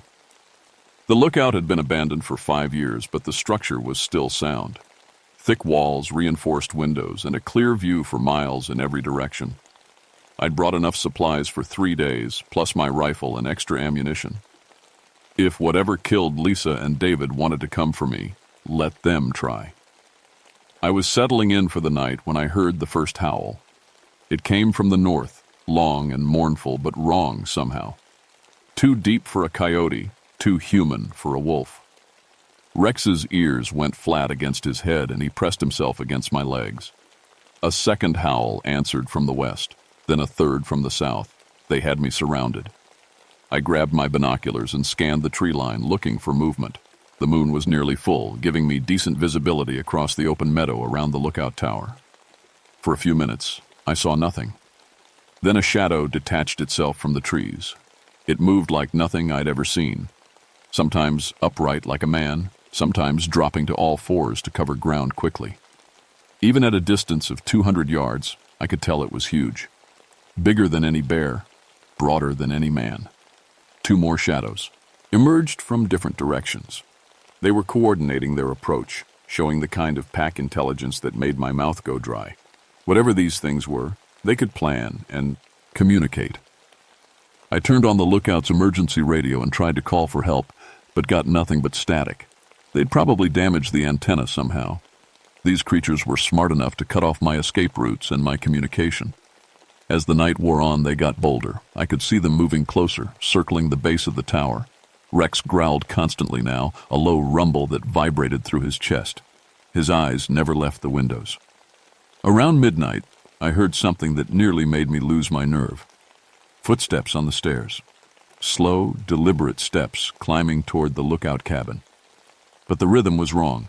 Sometimes 2 feet, sometimes 4. Like whatever was climbing couldn't decide how it wanted to move. I grabbed my rifle and pointed it at the door, my heart hammering so hard I thought it might give out. Rex positioned himself beside me, hackles raised and teeth bared. The footsteps stopped just outside the door. In the silence I could hear breathing, deep, wet breaths like an animal that had been running hard. Then something scratched at the door. Long, slow scratches like fingernails on wood.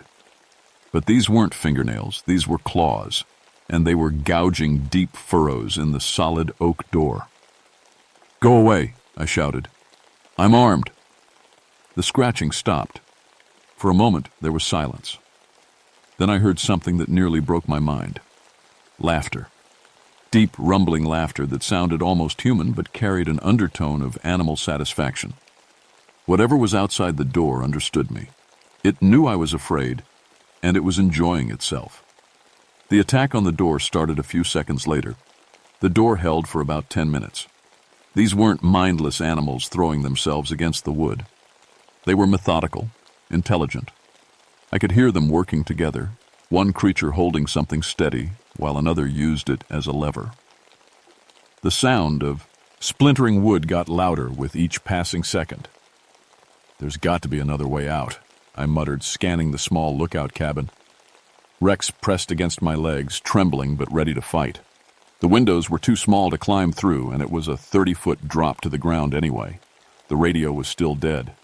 I had my rifle, a pistol, and maybe 50 rounds of ammunition. If there were only 3 of them, I might have a chance. The door frame cracked with a sound like a gunshot. Through the growing gap, I caught my first clear look at what had been stalking me for weeks. The creature's head appeared in the opening, massive, wolf-like, but with human intelligence burning in those yellow eyes. Its snout was longer than any dog's, filled with teeth designed for tearing flesh. But it was the hands that made me nearly sick with fear. Human hands, long fingers tipped with claws, but unmistakably human in shape. Hands that could use tools, that could plan, that could open doors. I put 3 rifle rounds center mass before it could squeeze through the doorway. The creature stumbled backward with a snarl of rage and pain, but it didn't go down. Dark blood splattered the stairs, and I heard it retreating, but not fleeing, just regrouping. The howls that answered my gunshots were different now, angry, coordinated. I'd hurt one of them, and the pack wasn't happy about it. The next assault came from 2 directions at once. While one creature continued working on the door, another started tearing at the roof.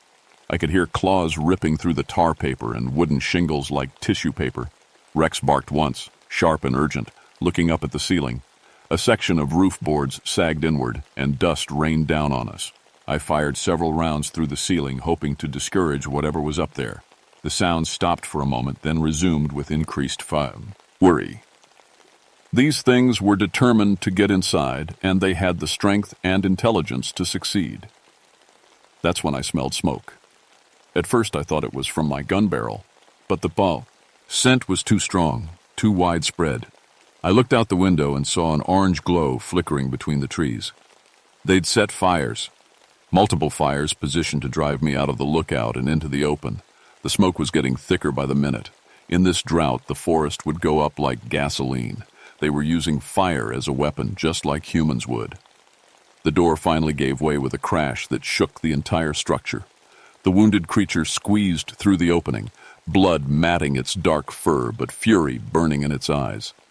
Up close, it was even more terrifying than I'd imagined. 8 feet tall when it stood upright, with shoulders broad enough to fill the doorway. Its face was a nightmare fusion of wolf and human features, intelligent but utterly predatory. I emptied my rifle into its chest. At that range, the bullets should have dropped it instantly. Instead, it staggered but kept coming. These things were tougher than any normal animal had a right to be. The creature lunged for me with those terrible human hands extended.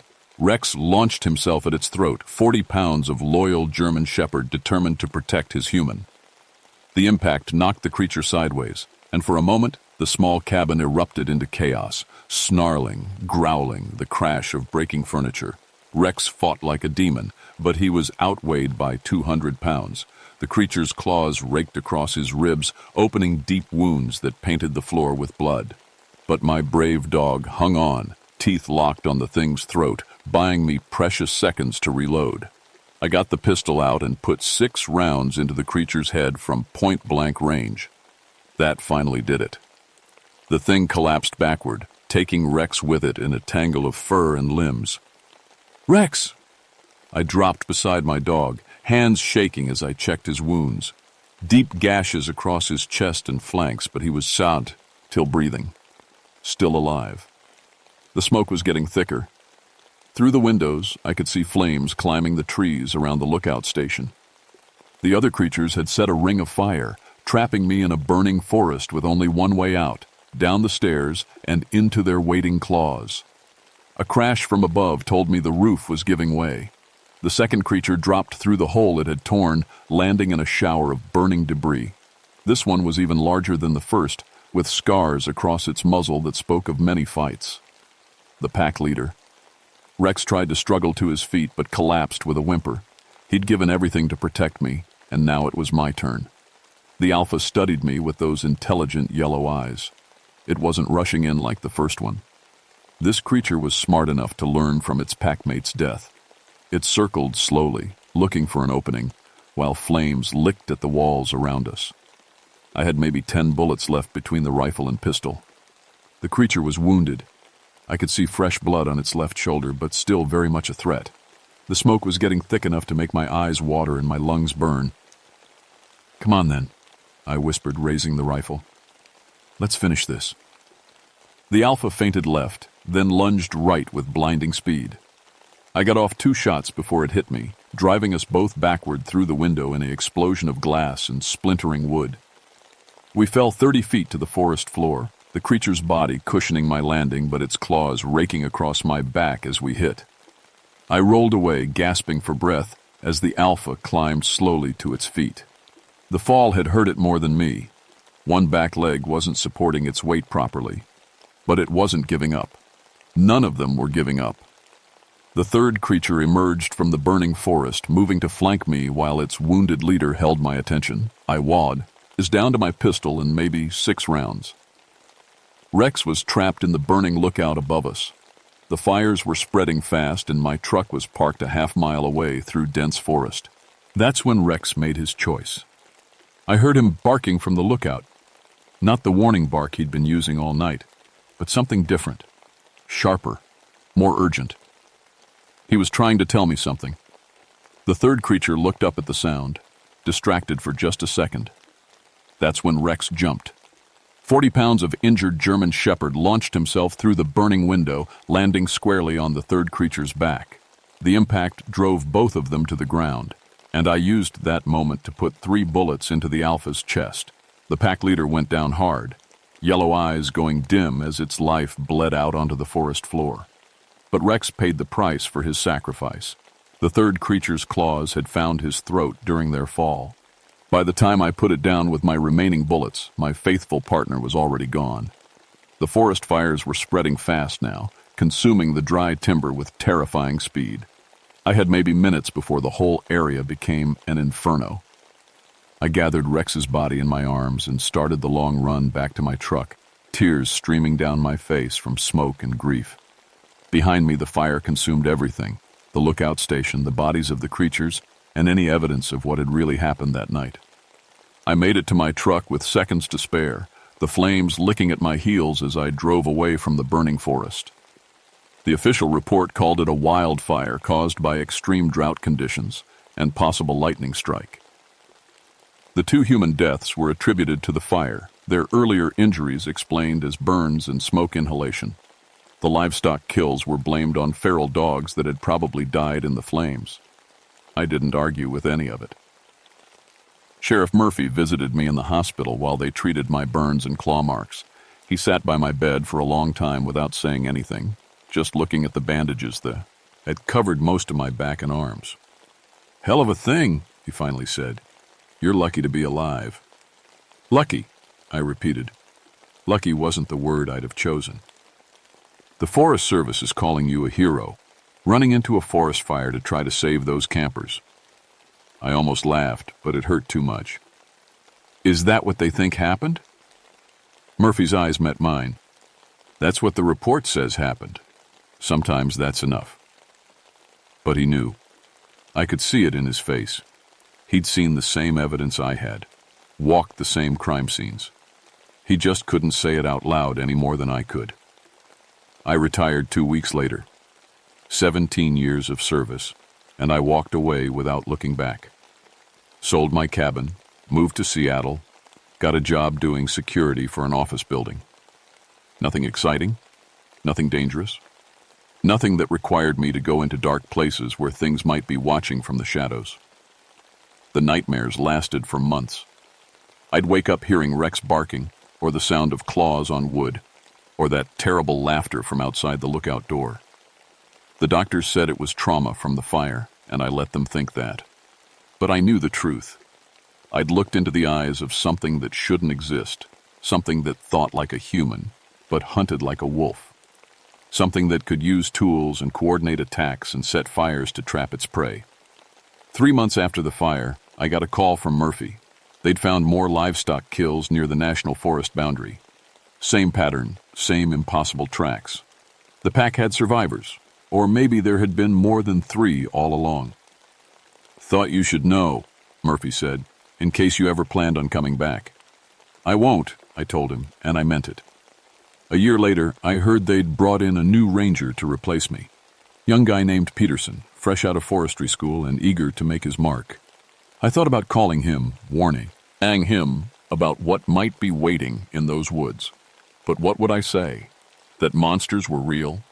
That there were things in the forest that could think and plan and kill with human intelligence, but animal savagery? Instead, I did the next best thing. I wrote this account and sent it to him with a simple note. If you ever hear stories about dogmen, take them seriously. Never go to Coffin Rock alone, especially during the new moon. And if your dog starts acting nervous, trust him. Dogs know things we don't. I don't know if he believed it. I don't know if anyone would. But sometimes, late at night when the wind is howling through the city streets, I think about those creatures still out there in the forest, still hunting, still learning, still getting smarter. And I remember the way that alpha looked at me in those final moments, not with animal rage, but with something far worse, understanding. It knew exactly what it was doing when it killed those people. It enjoyed the hunt, the stalking, the terror it created. These weren't just predators following instinct. They were something new, something that combined the worst aspects of both human and animal nature. The Forest Service can call it a wildfire. The sheriff can blame feral dogs. The newspapers can write it off as tragic accidents. But I know what I saw. I know what killed David Chen and Lisa Warren and tried to kill me. And God help me, I know they're still out there. Rex died protecting me from something the world isn't ready to believe in. The least I can do is make sure someone knows the truth, even if they think I'm crazy for telling it. My name is James Whitmore. I was a forest ranger for 17 years. And I'm telling you now, stay out of those woods after dark. Some things are better left alone in the deep places where they belong, but they won't stay there forever. They're learning, they're adapting, and they're getting hungry.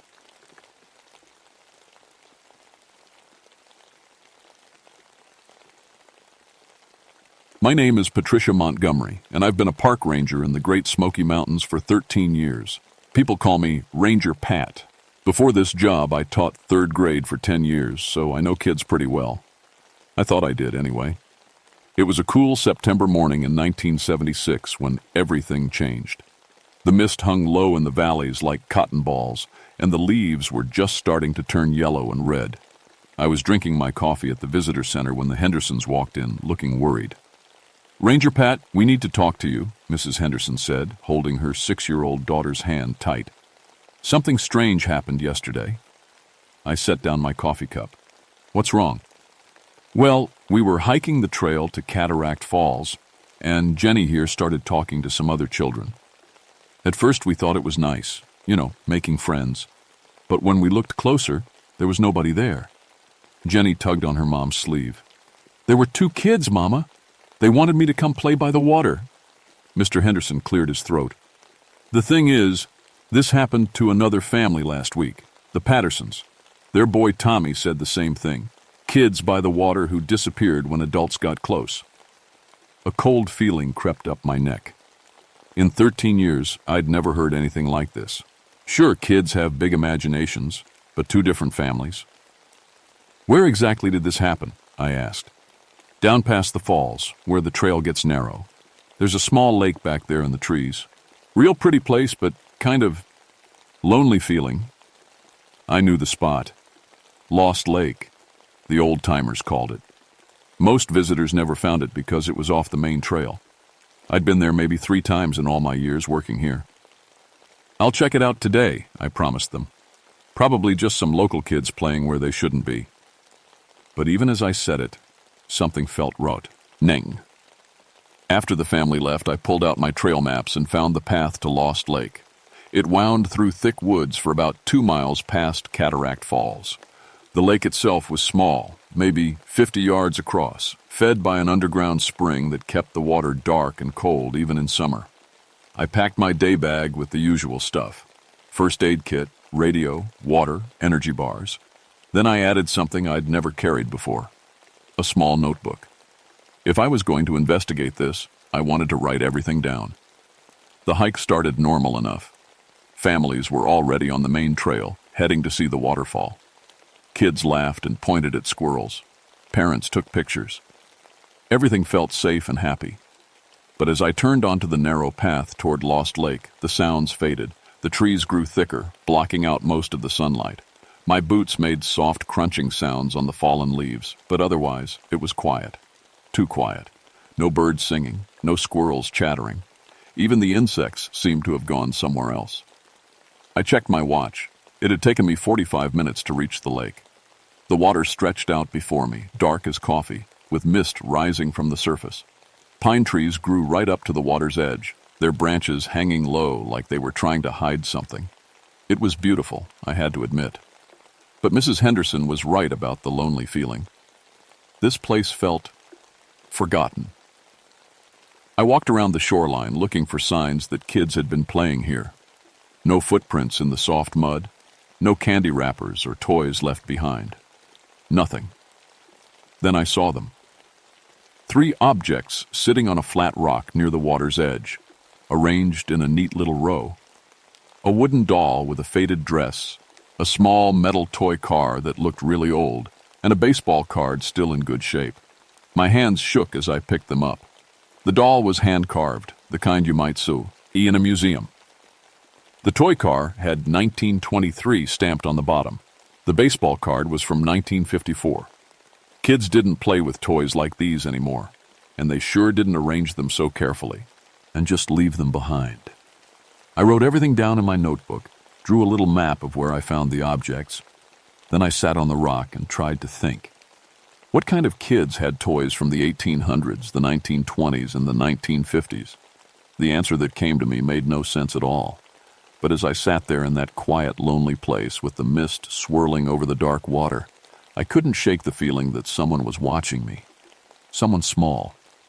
I should have left those toys where I found them. That night, I couldn't sleep.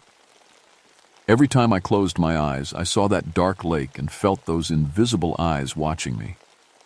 I kept thinking about what Jenny Henderson had said. They wanted me to come play by the water. The next morning, I drove into town to visit the library. Miss Clara, the librarian, had lived in these mountains her whole life. If anyone knew the history of Lost Lake, it would be her. Lost Lake? Miss Clara's face went pale. Honey, why are you asking about that place? I told her about the families and the strange toys. She listened without saying a word, then got up and walked to a filing cabinet in the back room. I was hoping nobody would ever ask about this, she said, pulling out a thick folder, but I suppose you need to know. She opened the folder and showed me old newspaper clippings, some so yellow they looked ready to crumble. The oldest one was dated March 15, 1838. Cherokee families forced from homes, the headline read. Below it was a smaller story. Local Cherokee children reported missing during forced removal. Families claim children hid in mountain caves rather than face march to Oklahoma territory. Search parties found no trace. Miss Clara turned the page. This one's from 1923. Mountain Lake claims young life. The story told about a 7-year-old boy who drowned while his family was camping. His body was never found. And this, she said, showing me a 1954 clipping. Another drowning, a little girl this time. Same lake. My mouth went dry. How many children have died at Lost Lake? Nobody knows for sure. The Cherokee families wouldn't talk about it after the removal. Too much pain. But the drownings keep happening every few decades. Always children, bodies never found. She closed the folder and looked at me seriously. Pat, my grandmother was half Cherokee. She told me stories about that lake. Said the children who died there are still waiting. Waiting for what? For other children to join them. I left the library with my head spinning. Ghost stories were just mountain folklore, I told myself. There had to be a logical explanation. But that afternoon I got a radio call that made my blood run cold. Ranger Montgomery, we need you at the visitor center right away. We have a missing child. I raced back to find chaos. The Pattersons, the family Mrs. Henderson had mentioned, were crying and shouting at my supervisor. Their 8-year-old son, Tommy, was gone. He was right beside us on the main trail, Mrs. Patterson sobbed. We stopped to take a picture of the waterfall. When we looked around, he was gone. Which direction? I asked. We don't know. We called and called, but... She broke down again. I organized a search party. 12 volunteers spread out along the main trail while I took the path toward Lost Lake. Something told me that's where I'd find Tommy. The hike felt different this time. The silence was deeper, more complete. Even my radio crackled with static. But worse than the quiet was the feeling that I wasn't alone. Every few steps I'd turn around, sure someone was following me. Nobody there. I reached Lost Lake just as the sun was setting. The water looked black now, and mist was rising thick from the surface. "Tommy," I called. "Tommy, are you here?" Then I heard it. A voice, high and sweet, singing something I didn't recognize. The words weren't English. They sounded old. I followed the sound around the lake. The singing got louder, and I realized it wasn't just one voice. It was several children singing together. "Tommy, is that you?" The singing stopped. In the sudden silence, I heard a small voice call out, "Help me! I can't get out!" The voice was coming from the water. I grabbed my flashlight and ran toward the sound. The beam cut through the mist, and I saw him. Tommy Patterson, standing waist-deep in the lake about 20 feet from shore. "Tommy! Stay where you are! I'm coming!" But as I got closer, something was wrong. Tommy wasn't struggling. He wasn't shivering, even though the water had to be freezing. He was just standing there, staring at something I couldn't see. "Tommy, what are you looking at?" He turned toward my voice, and his eyes were different, distant, like he was in a dream. "The other kids want me to play with them," he said in a voice that didn't sound quite right. "They've been waiting so long to have a friend." That's when I saw them.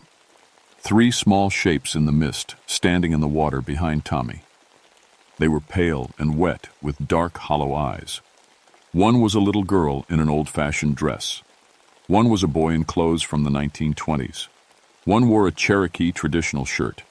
They were holding hands, and they were trying to get Tommy to join their circle. "Tommy, listen to me," I said, trying to keep my voice calm. "You need to come toward my voice right now." "But they're my friends," he said. "They want to show me something underwater, something special." The 3 ghost children smiled, and when they did, their mouths opened too wide, showing rows of water-stained teeth. I didn't think. I just ran into that freezing lake and grabbed Tommy's arm. The moment I touched him, the singing started again. But this time, it was angry. The water around us began to churn. The ghost children's faces changed, becoming twisted and hungry. They reached for Tommy with fingers that looked more like claws. I pulled as hard as I could, dragging Tommy toward shore. He fought me at first, but as we got out of the water, he suddenly came back to himself. "Ranger Pat, what happened? Why am I all wet?" Behind us, the singing grew louder and more desperate. But when I looked back, the lake was empty. Tommy's parents cried and hugged him when we got back to the visitor center. They wanted to know what happened, but how could I explain? I wrote in my report that the child had wandered off trail and fallen in the lake. Hypothermia can cause confusion, I said. But I kept thinking about those 3 faces in the mist, and I knew they weren't done trying to make friends. I should have closed that trail, should have put up barriers and warning signs. But who was going to believe me? "Sorry, folks, can't go to Lost Lake because it's haunted by dead children." Instead, I did the only thing I could. I started patrolling that area every day, hoping to keep families away from the lake. It didn't work. Over the next 2 weeks, 5 more children reported seeing friends in the woods who disappeared when adults came near. Each time the sightings were closer to Lost Lake.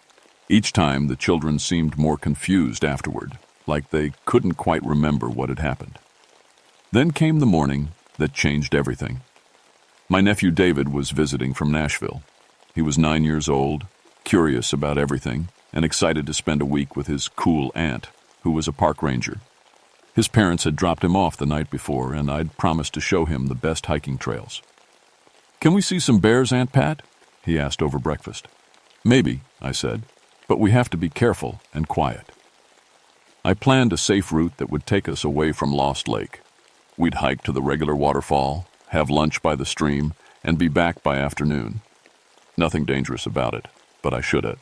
V remembered that 9-year-old boys don't always follow the plan. We were having lunch by Cataract Falls when David jumped up and pointed into the trees. "Aunt Pat, look! There are kids! Over there!" I looked where he was pointing.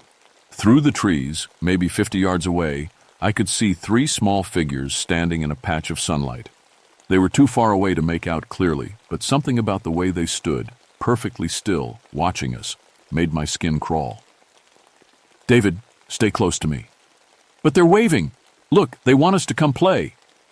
Before I could stop him, David ran toward the trees. I chased after him, crashing through the underbrush, my heart pounding. The figures were gone when I reached the spot, but David was standing there with a strange smile on his face. They went that way, he said, pointing deeper into the woods. They said they know a secret place, a lake where we can swim and play games. David, we're going back right now. But Aunt Pat, now! Something in my voice must have scared him because he followed without arguing. But as we hiked back to the main trail, I could feel eyes watching us. When I looked over my shoulder, I saw 3 small shapes keeping pace with us through the trees, always staying just far enough away to seem like shadows. That night, David had nightmares. He kept talking in his sleep about going to play with the water children. I sat by his bed all night, afraid to close my eyes. The next morning, I knew I needed help. I drove to the Cherokee Reservation just outside the park and asked to speak with someone who knew the old stories. They sent me to Joseph Crow Feather, an elder who was almost 80 years old. He listened while I told him everything. The toys, the missing children, the ghosts in the lake. When I finished, he was quiet for a long time. My great-grandmother told me about that place, he finally said. During the removal, some Cherokee families hid their children in the mountains rather than see them march to Oklahoma. They thought they were saving them. What happened? Wet. Winter came early that year. Food ran out. The children. He shook his head sadly. They went to the lake for water and never came back. Their spirits are trapped there, angry and lonely. They want other children to join them so they won't be alone anymore. How do I stop them? You can't stop them, but you might be able to help them find peace. He went into his house and came back with a small leather pouch. This is cedar and sweetgrass, blessed in the old way. If you burn it by the lake and speak to them with respect, they might listen. What do I say? Tell them their families love them. Tell them it's time to go home. I took the pouch, but Joseph caught my hand before I could leave. Be careful, he said. They've been waiting almost 150 years. They won't give up easily. He was right. That afternoon, David disappeared. I'd left him at the visitor center with my supervisor while I went to patrol the trails. When I came back, the office was empty except for a note on my desk. Gone to play with my new friends at the secret lake. Don't worry, Aunt Pat. They promised to show me something amazing underwater. My hands shook as I read it. David didn't know about Lost Lake. I'd never told him the name or how to get there, but somehow he'd found the way. I grabbed the leather pouch Joseph had given me and ran for my truck. The drive to the trailhead took forever. Then the hike seemed to take even longer. Every step, I was terrified I'd be too late. When I reached Lost Lake, the water was perfectly still. Too still. No ripples, no movement at all. It looked like black glass. David was standing on the far shore, staring out at the water with that same dreamy expression Tommy Patterson had worn. But he wasn't alone. The 3 ghost children stood beside him. They looked more solid now, more real. The little Cherokee girl had her hand on David's shoulder. The boy furrowed. The 1920s was whispering something in his ear. The girl in the old dress was pointing at something under the water. David, I called. Step away from the water. He turned toward me, but his eyes were blank. Hi, Aunt Pat. Look at my new friends. They're going to show me where they live. David, those aren't your friends. They're trying to hurt you. The ghost children's heads snapped toward me. Their faces twisted with anger, and suddenly the temperature around the lake dropped 20 degrees. Frost began forming on the grass at my feet. He wants to come with us, the Cherokee girl said, her voice like wind through dead leaves. He wants to play forever. We've been so lonely, added the boy. So cold. Just one friend, whispered the girl in the dress. Just one, and we'll be happy. The water in the lake began to move, forming whirlpools and waves despite the lack of wind. I could see shapes moving beneath the surface, dozens of them, reaching upward. David, you need to come to me right now. But he was already walking toward the water. I ran around the lake, fumbling for the leather pouch. The ghost children saw what I was doing, and their angry whispers became screams that hurt my ears. David stepped into the lake. The water was up to his knees now. I lit a match and set fire to the cedar and sweetgrass. Sweet smoke began rising into the air. "Stop!" I shouted at the ghost children. "I know who you are. I know you're hurting." They paused, surprised. David was waist deep now, the same place Tommy had been. "Your families loved you," I said, my voice shaking.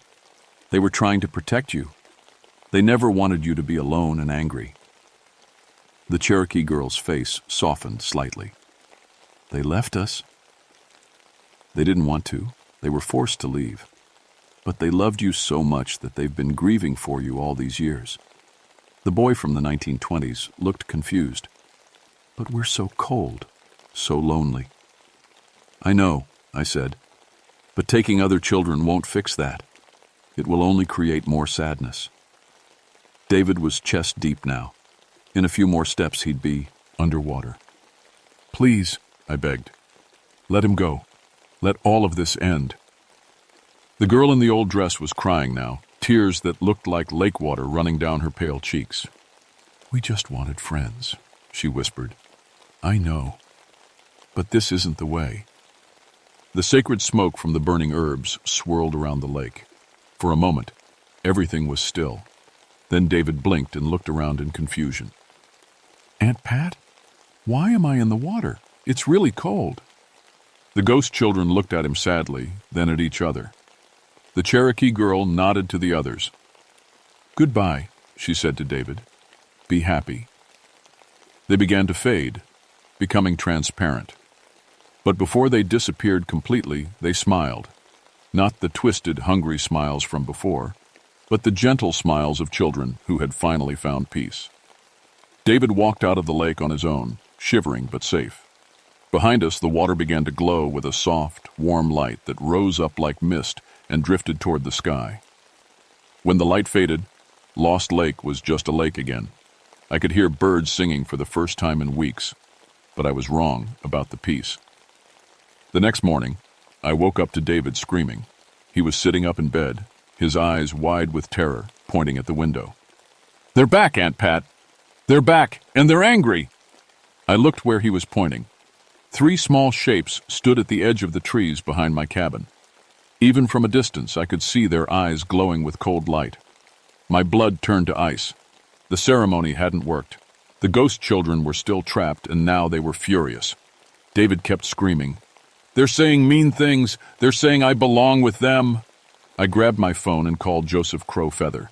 He answered on the first ring like he'd been expecting my call.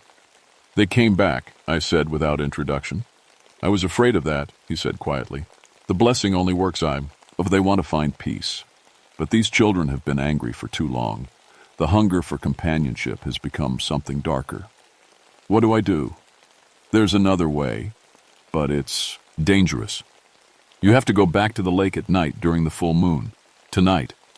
You have to face them directly and offer them what they really want." "Which is what?" "Not just any child, Patricia. They want you." My heart stopped. "Me? Think about it. You're the one who found their toys. You're the one who sees them clearly. You work with children every day. In their minds, you're the perfect companion. Someone who understands them and won't be afraid." I looked at David, who was still shaking and staring at the window. The ghost children had moved closer. I could see their faces now, twisted with rage and longing. "If I go to them, will they leave the other children alone?" "Yes, but Patricia, you understand what that means." I understood. If I gave myself to the ghost children of Lost Lake, I would join them. Forever. There has to be another way. "There is one possibility," Joseph said slowly, "but you'll need help. Bring the boy with you." "David?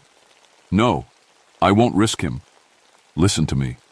The spirits are connected to him now. He's the bridge between their world and ours. Without him, you can't complete the final ceremony. But I warn you, if this fails, you'll both be trapped." I hung up the phone and looked at my nephew. He was 9 years old. This should be the summer he remembered for catching fireflies and roasting marshmallows, not the summer he faced supernatural horror. But the ghost children were getting closer to the house. Their whispers were so loud now that even I could hear them. "Come play with us. Come play forever." "David," I said gently, "I need you to be very brave. Can you do that?" He nodded, tears streaming down his face. "We have to go back to the lake tonight.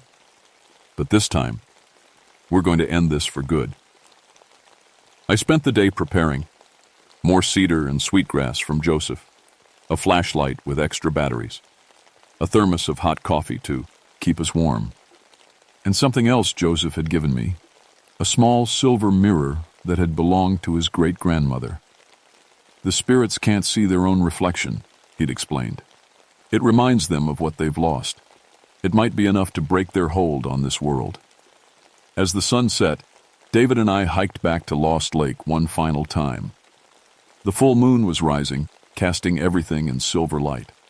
The lake looked beautiful and terrifying at the same time. The ghost children were waiting for us. They stood at the water's edge, more solid than I'd ever seen them. The Cherokee girl stepped forward. "You came back," she said, and her voice was different now, older, more dangerous. "We knew you would." "I came to finish this," I replied, "to help you find peace." She laughed, a sound like ice cracking. "Peace? We don't want peace anymore. We want company. We want the boy, and we want you." The water in the lake began to churn. Other shapes rose from the depths, more children, dozens of them, all the ones who had been taken over the decades. They were pale and waterlogged with hollow eyes and reaching hands. David whimpered and moved closer to me. "It doesn't have to be this way," I said to the Cherokee girl. "You were children once. You played and laughed and were loved. That's who you really are." "That was long ago," she said. "We are something else now." The ghost children began walking toward us.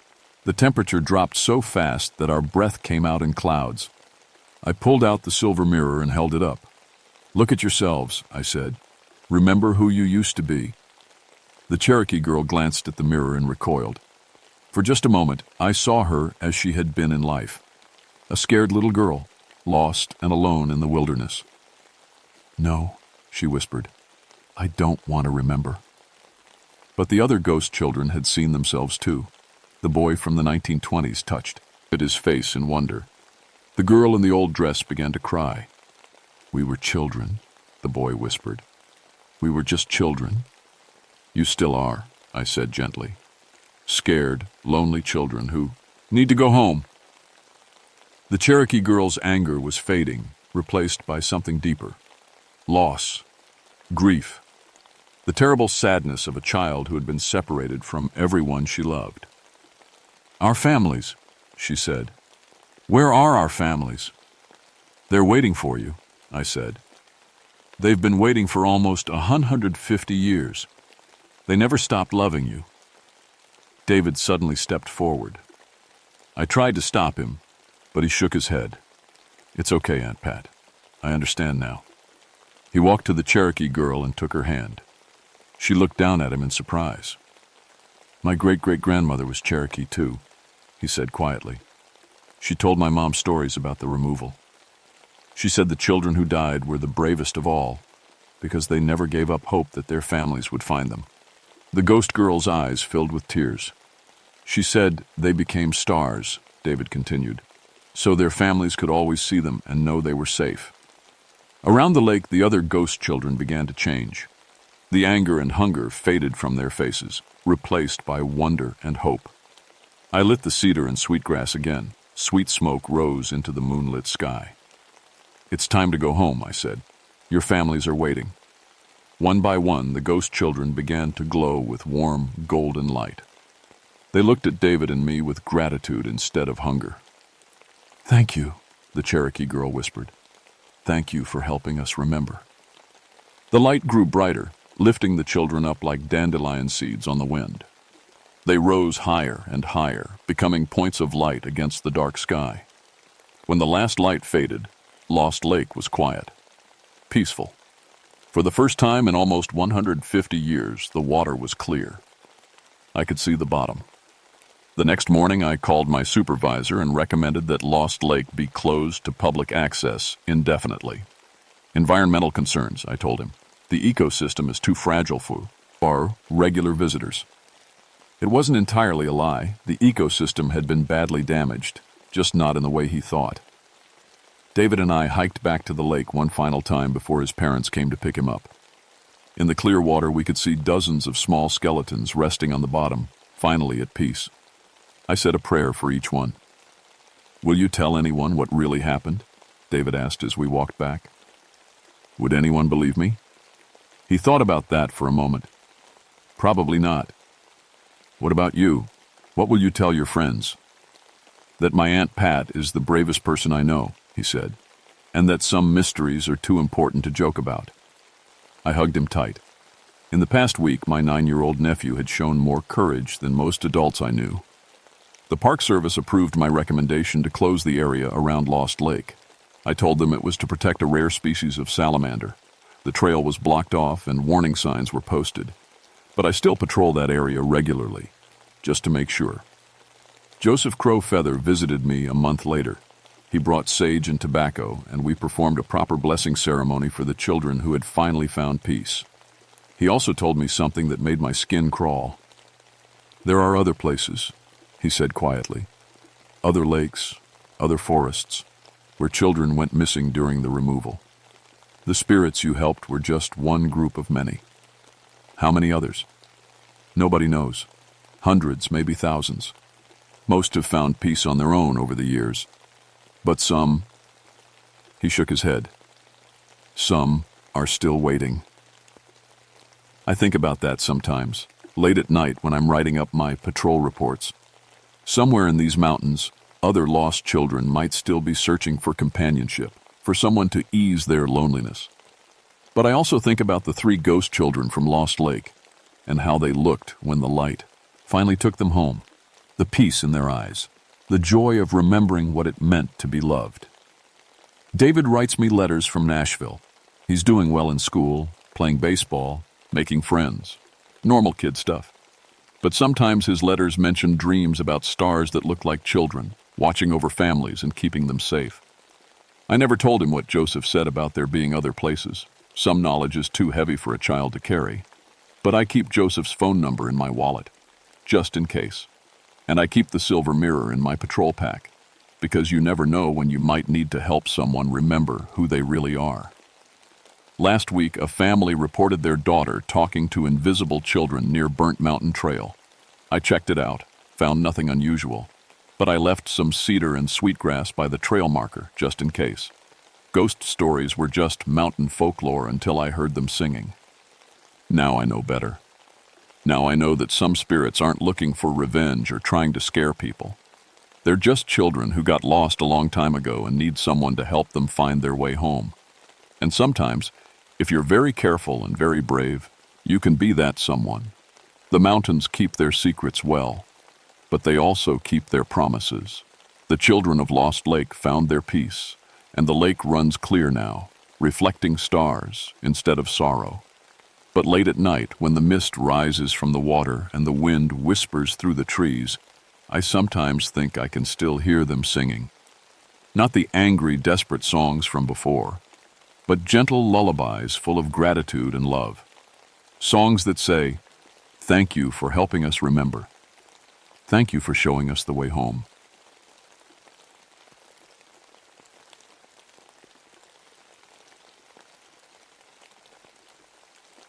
My name is Elena Reeves, and I've been a park ranger for 11 years now. I work the backcountry patrol in Superior National Forest up in Minnesota, right where the boundary waters spread out like frozen fingers.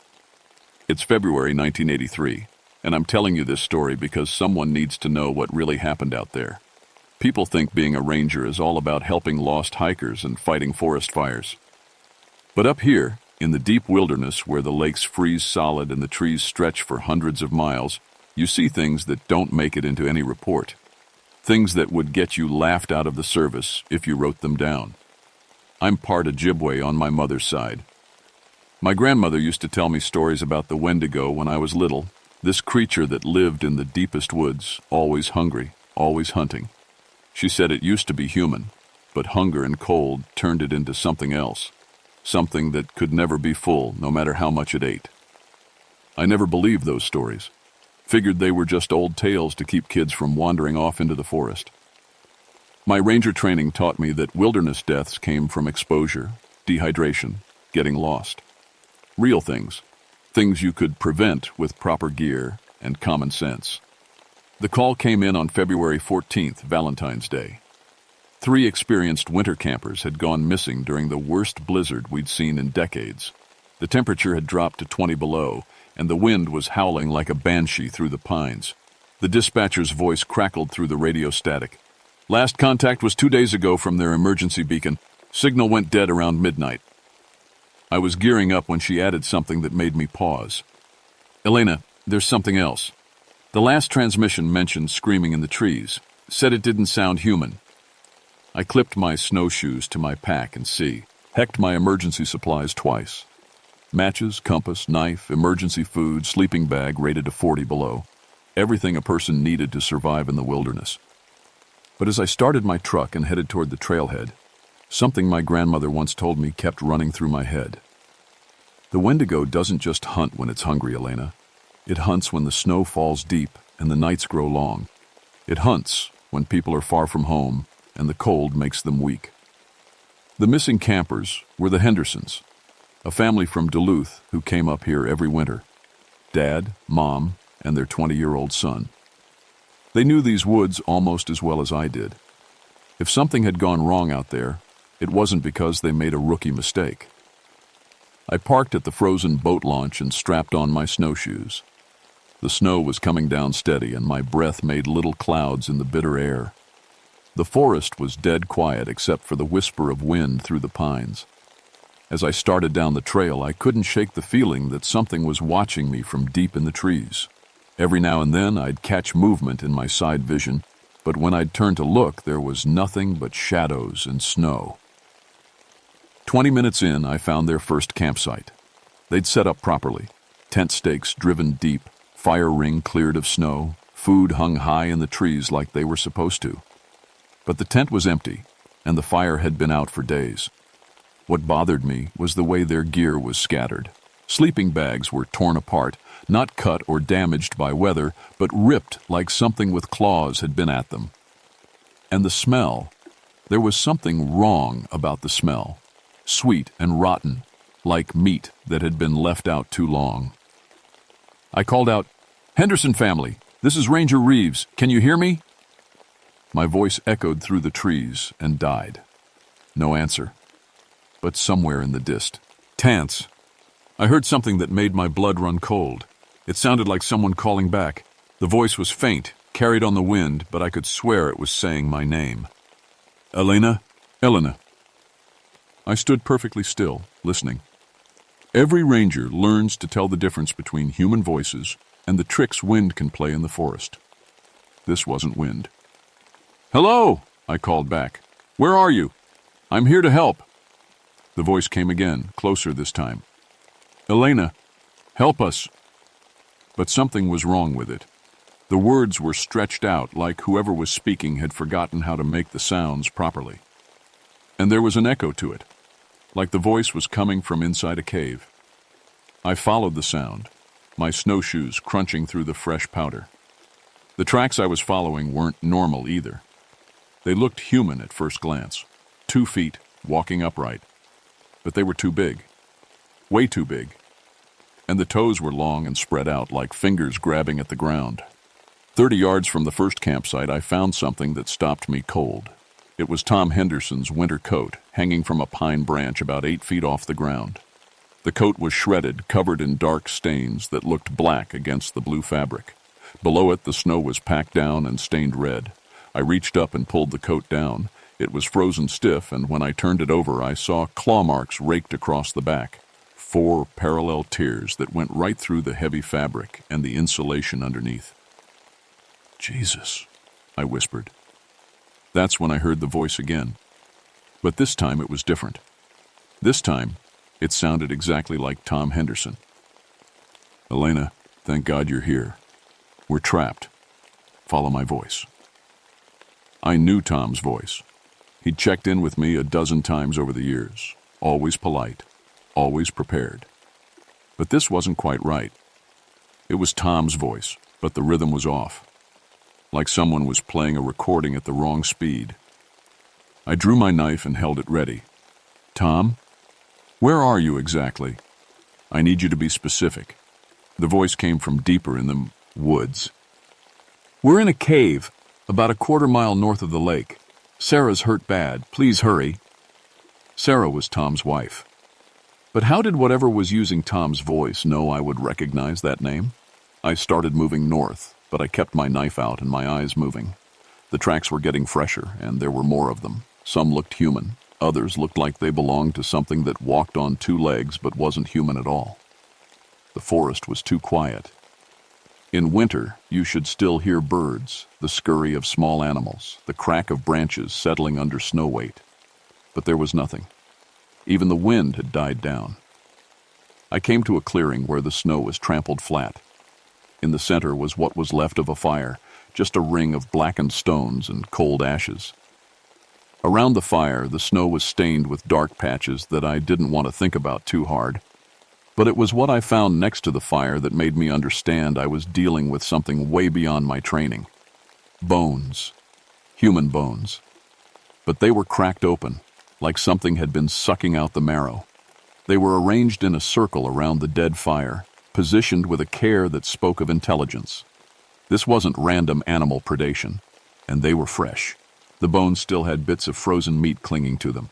I keyed my radio. "Base, this is Reeves. I need immediate backup at my location. We have a situation here." Static. Nothing but static. I tried again. "Base, do you copy?" The radio was dead. Not unusual in deep woods, but the timing felt wrong. Everything felt wrong. "Elena." The voice was right behind me. I spun around, knife raised, but there was nothing there, just trees and shadows and falling snow. "Elena, don't be afraid. We just want to talk." This time the voice was coming from above. I looked up and saw something that made me forget how to breathe.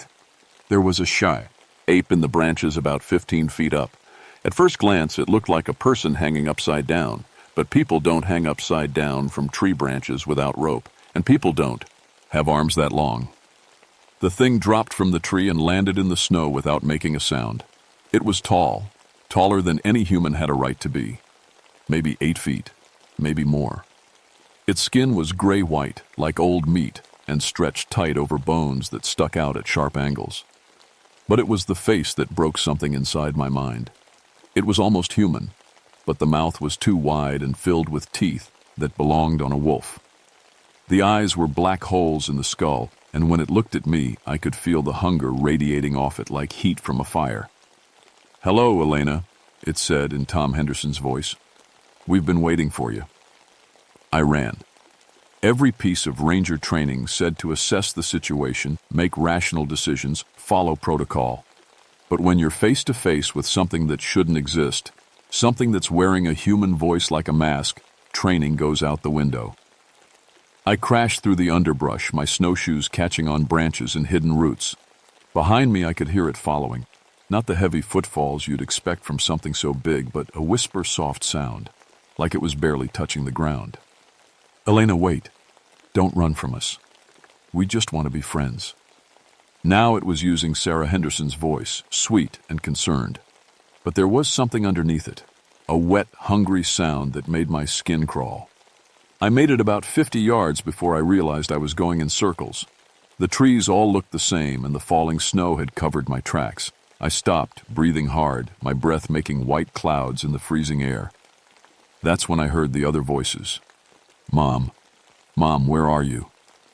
A young man's voice, scared and lost. That would be Jake, the Henderson son. "Elena, help me. Something's wrong with Jake. He's hurt."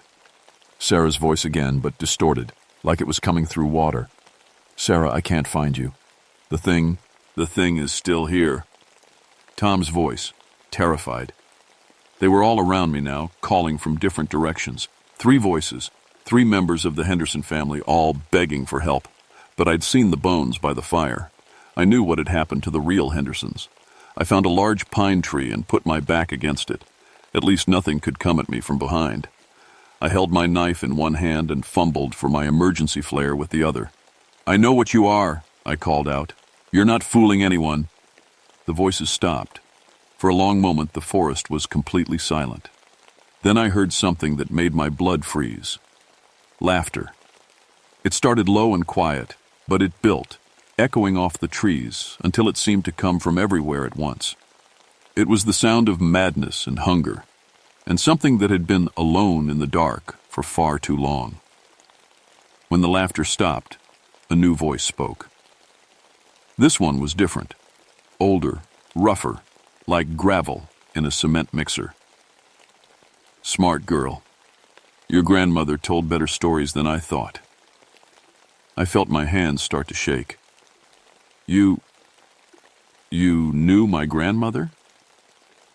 "Oh, yes. She used to leave offerings, tobacco and sage, sometimes a piece of venison. Very respectful.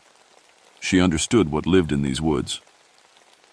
Something moved in the trees to my left. I turned, and for just a second I saw it clearly in a shaft of pale sunlight filtering through the clouds. It was bigger than I'd thought, 12 feet tall at least, with arms that hung down past its knees.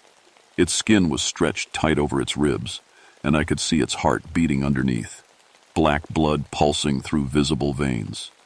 Its fingers ended in yellowed claws, and when it moved I could hear the bones creaking like old wood. But it was the smell that got to me. Sweet decay, like flowers left too long in water, mixed with something else, the wet iron smell of blood and the sauce, a bitter scent of old fear. "The Hendersons made good eating," it said, still using that gravelly voice. "But they were lean. Winter makes everyone lean. I'm still hungry, Elena. So very hungry." I lit the flare. Red light exploded around me, throwing wild shadows that danced and twisted. The thing recoiled, hissing like a cat. "Iron and fire," I said, remembering my grandmother's stories.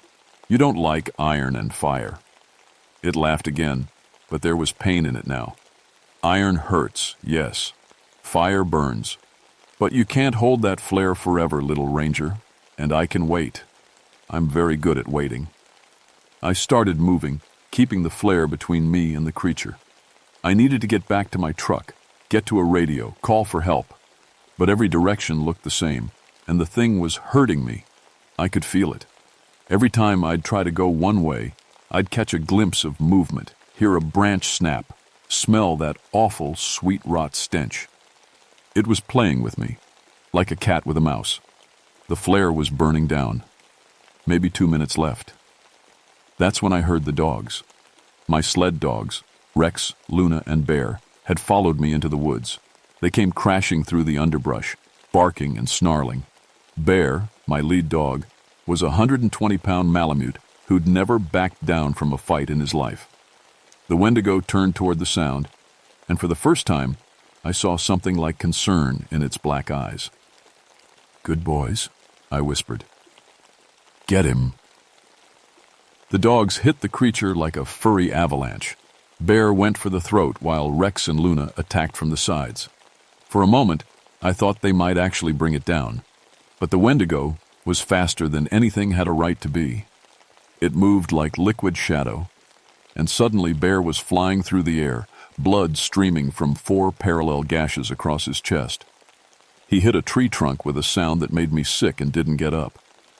Rex lasted about 3 seconds longer. The creature grabbed him by the head and twisted. The snap echoed through the forest.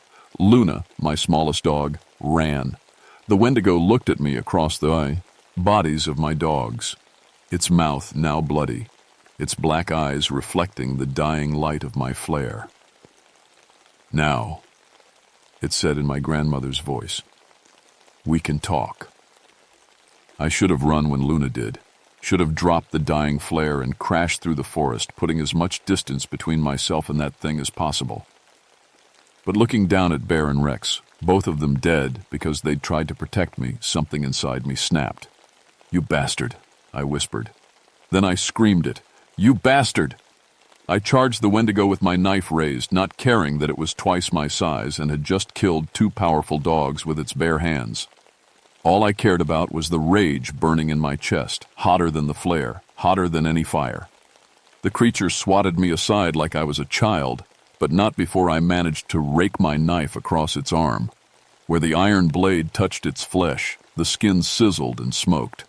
The wendigo shrieked, a sound like breaking glass and tearing metal. I hit the ground hard and rolled, coming up with snow in my mouth and stars in my vision. The flare had gone out when I dropped it. Now there was only the gray light of the overcast sky, and that was fading fast. Iron does hurt, the wendigo said, examining the smoking wound on its arm. Black blood dripped into the snow, hissing where it landed. Your grandmother taught you well, but one little knife won't save you. It started toward me, moving with that liquid grace that made my skin crawl. I scrambled backward until I hit something solid, a rock outcropping that formed a small cave. Nowhere left to run. The Hendersons fought too at first, the creature said conversationally. Tom tried to protect his family. Sarah tried to shield her boy. Very touching. But in the end, they all screamed the same way. I felt around behind me, hoping for another way out of the cave, and my hand closed on something unexpected. A small bundle wrapped in leather, tucked into a crack in the rock. I pulled it out and almost cried with relief. Sage, tobacco, and a small piece of what looked like iron, or my grandmother's offerings. She knew you'd come here, I breathed. She left these for you, but she also left them for me. The wendigo stopped moving. For the first time, it looked uncertain. I unwrapped the bundle with shaking hands. There was more than just sage and tobacco.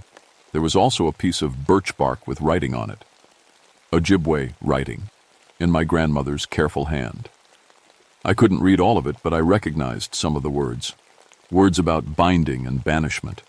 Words about iron and fire and the hunger that never ends. You can read the old writing? The creature's voice had changed again. Now it sounded almost afraid. Enough, I lied. But I started speaking the words anyway, the Ojibwe syllables feeling strange on my tongue. I'd heard my grandmother speak them before, during ceremonies I'd thought were just cultural traditions. The wendigo started backing away. You don't know what you're doing. Those words, they have power. I kept reading, my voice getting stronger. The iron ore in my hand was getting warm, and the sage was starting to smoke without any flame touching it. That's when the creature lunged. It came at me faster than thought, claws extended, mouth open in a scream of rage and hunger. I threw myself to the side and felt the wind of its passage, felt claws rake across my jacket without quite breaking the skin. But I held on to the bundle, kept speaking the words. The wendigo spun around for another attack, but something was wrong.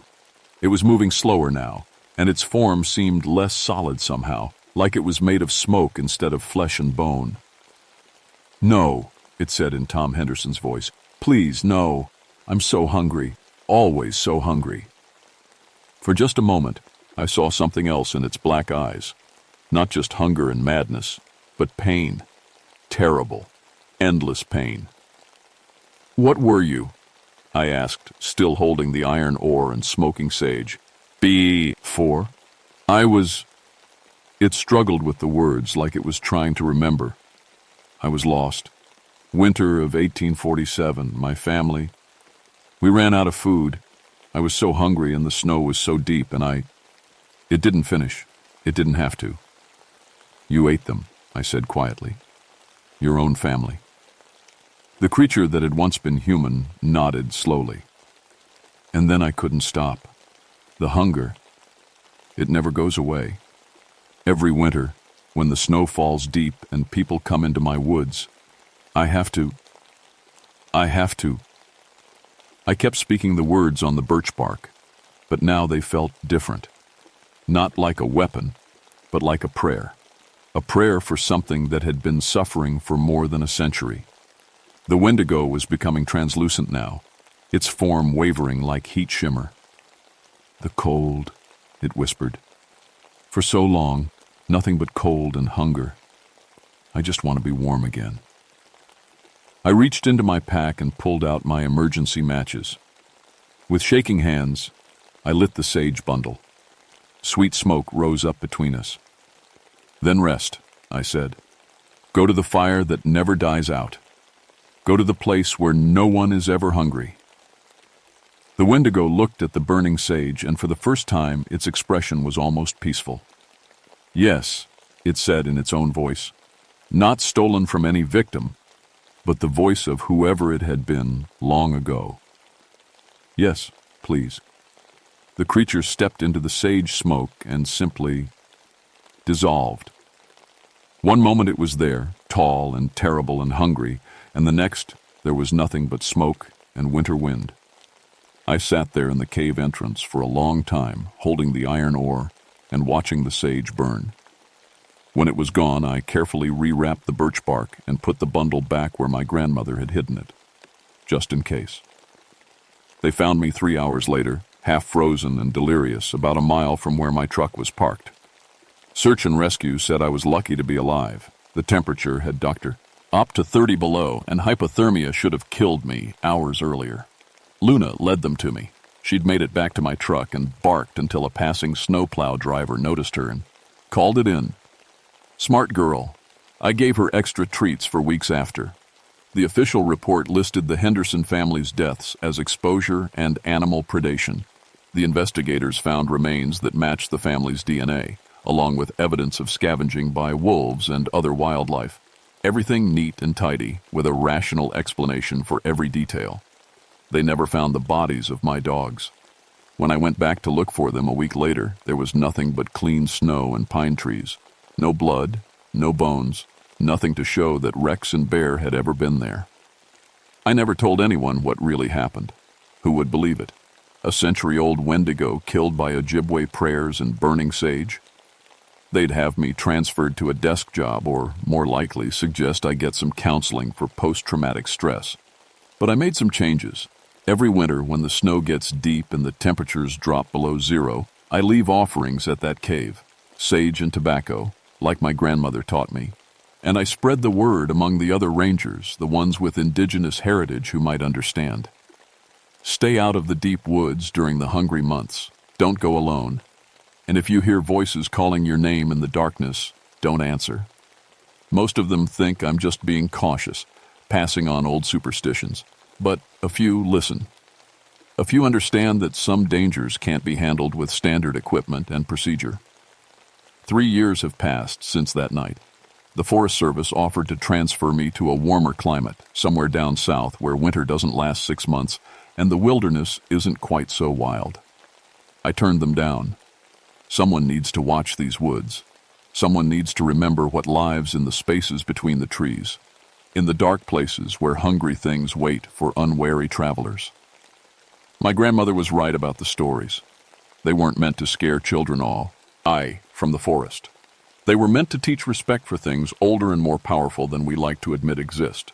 Last month, we had another missing persons case, a solo hiker who didn't return from a 3-day backpacking trip.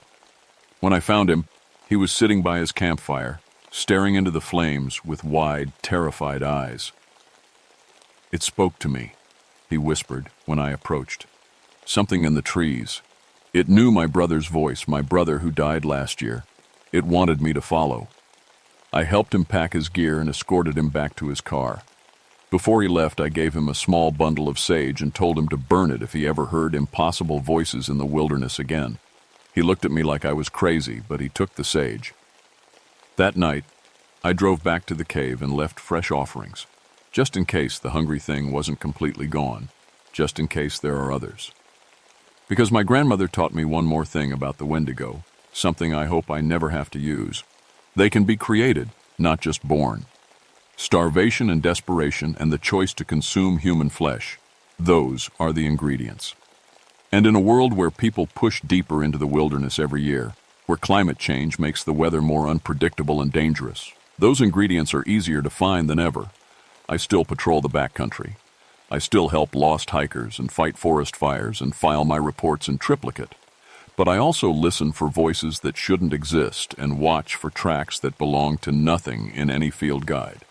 And every winter, when the snow falls deep and the nights grow long, I remember my grandmother's words. Respect the forest, Elena. It's older than you and hungrier than you can imagine. She was right about more than just the stories. Some hungers never die. They just wait in the cold and the dark, patient as winter itself, for the next lost soul to wander into their domain. But now they have to get past me first.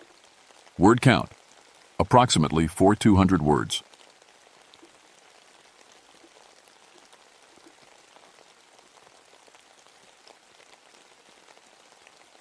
My name is Marcus Thornfield, and I've been a park ranger for 14 years. I've seen plenty of things in the Olympic National Forest that would make city folks nervous. Bears that got too close to campers, hikers who got lost and spent 3 days eating berries and drinking creek water. Even found a few bodies over the years, heart attacks mostly, sometimes a bad fall. But I never saw anything that made me question what I knew about the world. Not until October 1987, when the Harrison family went missing at Bear Creek. I remember that morning clearly because the fog was thick as cotton. You couldn't see 20 feet in any direction, the kind of weather that makes even experienced hikers turn around and head home. But the Harrisons had been camping for 3 days already, and they were supposed to check out that morning. When they didn't show up at the ranger station by noon, I got worried. The Harrison family was from Seattle. Dad named Tom, Mom Sarah, and 2 kids. Little Emma was 8, and her brother Jake was 10. Tom had called me the week before to ask about good camping spots. He seemed like the careful type. Asked about water sources, weather patterns, what kind of wildlife to watch for. Not the kind of guy who'd just disappear without a word. I'd been doing search and rescue for all 14 years I'd worked these forests. Found lost hikers, injured climbers, scared kids who wandered off from their families. In all that time, I'd never lost anyone permanently. Sure, there were close calls, but everyone always came home eventually. That was my record, and I was proud of it. I loaded my truck with the usual gear, first aid kit, rope, flares, my radio. The drive to Bear Creek took 40 minutes on the logging road. The fog got thicker as I climbed higher into the mountains. By the time I reached the trailhead, I could barely see the trail markers, the camp. Ground was empty except for one site at the far end. Even through the fog, I could tell something was wrong. The blue dome tent was still there, but it looked wrong somehow, like it had been moved or shaken. I called out as I walked closer. Tom! Sarah! Anyone here? No answer. Just the drip of water from the pine trees and the sound of Bear Creek running over the rocks. When I got to their campsite, my stomach dropped. The tent was shredded. Not torn, shredded, like something with claws had ripped it apart from the inside. Sleeping bags and clothes were scattered everywhere, but they weren't dirty or wet like they'd been outside all night. They looked like they'd just been thrown around. The strangest part was the fire ring. The stones had been moved, not kicked over or scattered, but carefully arranged in a perfect circle about 10 feet wide. Inside the circle, all the family's personal items were laid out in neat rows. Tom's wallet, Sarah's purse, the kids' toys, like someone had been sorting through them. I'd never seen anything like it. I checked my radio. Base, this is Thornfield at Bear Creek. I've got a situation here. Static crackled back at me, then nothing. I tried again. Same thing. The radio worked fine on the drive up, but now it was just dead air. That's when I noticed the footprints. The prints were in the soft dirt near the creek, about 30 yards from the campsite. At first, I thought they might be from Tom's hiking boots, but when I knelt down to get a better look, my blood went cold. These weren't human footprints. They were huge, maybe 18 inches long and 7 inches wide, deeper than any human print should be, like whatever made them weighed twice as much as a normal person. The toes were long and spread out, and there were marks that looked like claws. But here's what really bothered me. They were walking upright, not on all four, just like a bear. These things were walking like a person, just much bigger and heavier. I followed the trail of prints away from the creek. They led into the thick forest where the fog was so heavy I could barely see 5 feet ahead. Every few steps, I'd find another print in a patch of soft ground or pressed into a fallen log. The prints seemed to be following an old deer trail that wound deeper into the wilderness. After about a quarter-mile, I found something that made me stop cold. Scratched into the bark of a massive Douglas fir were marks about 8 feet off the ground. 4 parallel gouges, each one as long as my finger and deep enough to show the white wood underneath. Whatever made these marks was tall enough to reach that high without jumping, and strong enough to carve through bark like it was butter. I'd been in Vietnam for 2 years before I became a ranger. Saw plenty of things that scared me. But standing in that foggy forest, looking at those claw marks, I felt a fear I hadn't felt since the war. The kind of fear that tells you you're being hunted. That's when I heard the first sound. It came from somewhere ahead of me on the trail, a low rumbling noise, like a growl, but deeper. It lasted maybe 3 seconds, then stopped. I froze and listened, but all I could hear was my own heartbeat and the drip of water from the trees. I pulled out my service pistol. It felt small and useless in my hand. The trail curved around a huge fallen log, and when I came around the bend, I found the first body. It was Tom Harrison, and he was dead. He was lying on his back about 10 feet off the trail, arms spread out like he'd been thrown there. His neck was twisted at an angle that made me sick to look at. But there was no blood, no cuts or bites. It looked like his neck had just been snapped. Tom was a big guy, maybe 200 pounds. Whatever killed him had picked him up and broken his neck like he was a doll. I forced myself to check for a pulse, but his skin was already cold. He'd been dead for hours, maybe since last night.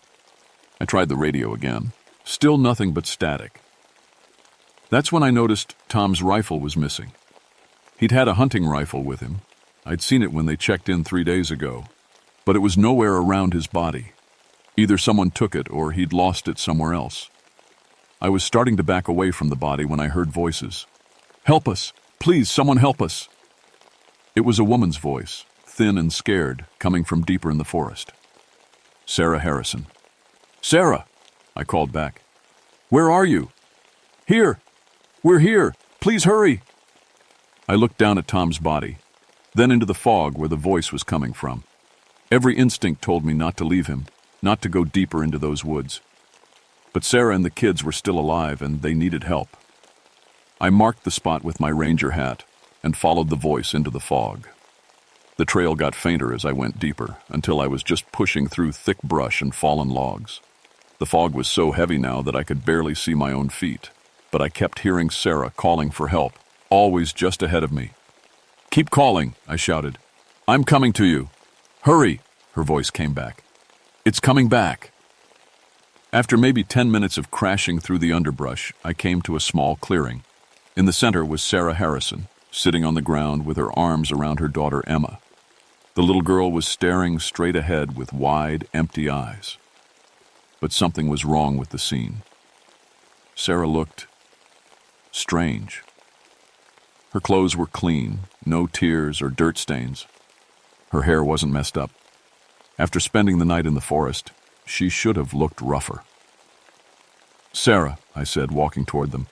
"Are you hurt? Where's Jake?" She looked up at me, and that's when I saw her eyes. They were the wrong color. Sarah Harrison had blue eyes. I remembered that from when she checked in.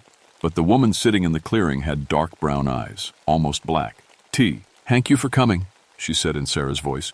"We've been waiting for you." The little girl, Emma, turned to look at me. Her mouth opened, and she spoke in a voice too deep for an 8-year-old. "The Watcher knows you're here now." That's when I realized I'd made a terrible mistake. I backed away from the woman and child, my hand reaching for my pistol. But before I could draw it, they were gone. Not running away, just gone, like they'd never been there at all. The clearing was empty except for me and the thick fog. I spun in a circle trying to see where they went, but there was nothing. No footprints, no sounds, no sign that anyone had been there. Just the drip of water and my own ragged breathing. That's when I heard Jake's voice behind me. "Mister, are you here to help us?" I turned around, and there was the 10-year-old boy, standing at the edge of the clearing. He looked normal. Dirty clothes, scared face, the way a lost kid should look. But after what I'd just seen, I didn't trust anything anymore. "Jake," I said carefully, not moving closer. "Where's your mom and sister?" "They're hiding," he said. "The big shadow took Dad. It's been watching us since yesterday." "What big shadow?" Jake pointed into the fog behind him. "It's tall as the trees, it has yellow eyes, and it doesn't make sounds when it walks. Mom told us to hide, but Emma started crying and it hurt her." At least this sounded real. Jake looked genuinely scared, and his story made sense. Maybe I'd been seeing things in the fog. Maybe stress and fear had made me imagine Sarah and Emma disappearing. "Okay, Jake," I said. "Let's go find your mom and sister. Can you show me where they're hiding?" He nodded and started walking back into the trees. I followed, keeping my hand near my gun. The fog was getting thicker, and I had to stay close to see him. We walked for maybe 5 minutes before Jake stopped. "This is where I last saw them," he said. We were standing next to a huge cedar tree, easily 6 feet across. Jake walked around to the far side, and I followed. There was a hollow in the base of the tree, big enough for 2 people to hide in, but it was empty. "They were here," Jake said, sounding confused. "I swear they were here." I knelt down and looked at the hollow. There were signs that someone had been inside recently. Broken twigs, disturbed leaves. But no Sarah, no Emma. "Jake," I said, "when did you last see them?" "Just a few minutes ago. I told them I was going to look for help, and they said they'd wait here." But that was impossible. I'd seen Sarah and Emma in the clearing less than 10 minutes ago. Even if they'd somehow gotten past me, they couldn't have made it all the way back here that fast, unless I'd never seen them at all. My radio crackled to life suddenly, making me jump. "Marcus, this is Davidson. Come in." I grabbed the radio. "Davidson, where are you?" "About 2 miles from your location, following your trail. Found some strange tracks. You need to see this." Bob Davidson was another ranger, been working these forests almost as long as me. If anyone could help me figure out what was happening, it was him. "I'm at the big cedar near Owl Creek," I said. "Found Tom Harrison's body, and I've got his son Jake with me. Still looking for Sarah and Emma." "Copy that. Be there in 30 minutes." The radio went dead again. Jake and I waited by the tree, but 30 minutes turned into an hour. No sign of Davidson or anyone else. I tried calling him back, but got nothing but static. "Mister," Jake said quietly, "I think it's getting dark." He was right. The fog was so thick I hadn't noticed, but the light was definitely fading. We'd been out here all afternoon, and night was coming fast. Being lost in these woods after dark was dangerous enough without whatever was hunting us. "We need to get back to the campground," I said. "Can you find your way back?" Jake shook his head. "Everything looks the same in the fog." I pulled it out my compass, but the needle was spinning wildly. North, south, east, west, it couldn't decide where to point. I'd never seen anything like it. That's when we heard the breaking branches. Something big was moving through the forest, maybe 100 yards away. Trees were cracking and falling, like a bulldozer was pushing through them. But there was no engine noise, no machine sounds, just the crash of wood and the thud of heavy footsteps. Jake grabbed my arm. "That's it," he whispered. "That's the shadow thing." The sounds were getting closer. Through the fog, I could see trees swaying back and forth as something massive pushed them aside. Whatever was out there was at least 8 feet tall, maybe bigger. "We need to hide," I said. I pulled Jake toward a cluster of thick bushes about 20 feet away. We crawled underneath and tried to stay quiet.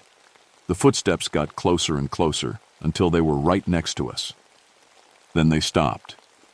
I held my breath and tried not to move. Through the leaves, I could see a pair of feet. They were huge, way bigger than human feet, and covered in dark, coarse hair. The toes ended in long, sharp claws that dug into the soft forest floor. The thing stood there for maybe 2 minutes, not moving. I could hear it breathing, slow, deep breaths that sounded almost like a person sleeping. But there was something else mixed in with the breathing. A low rumbling sound, like a cat purring, but much deeper.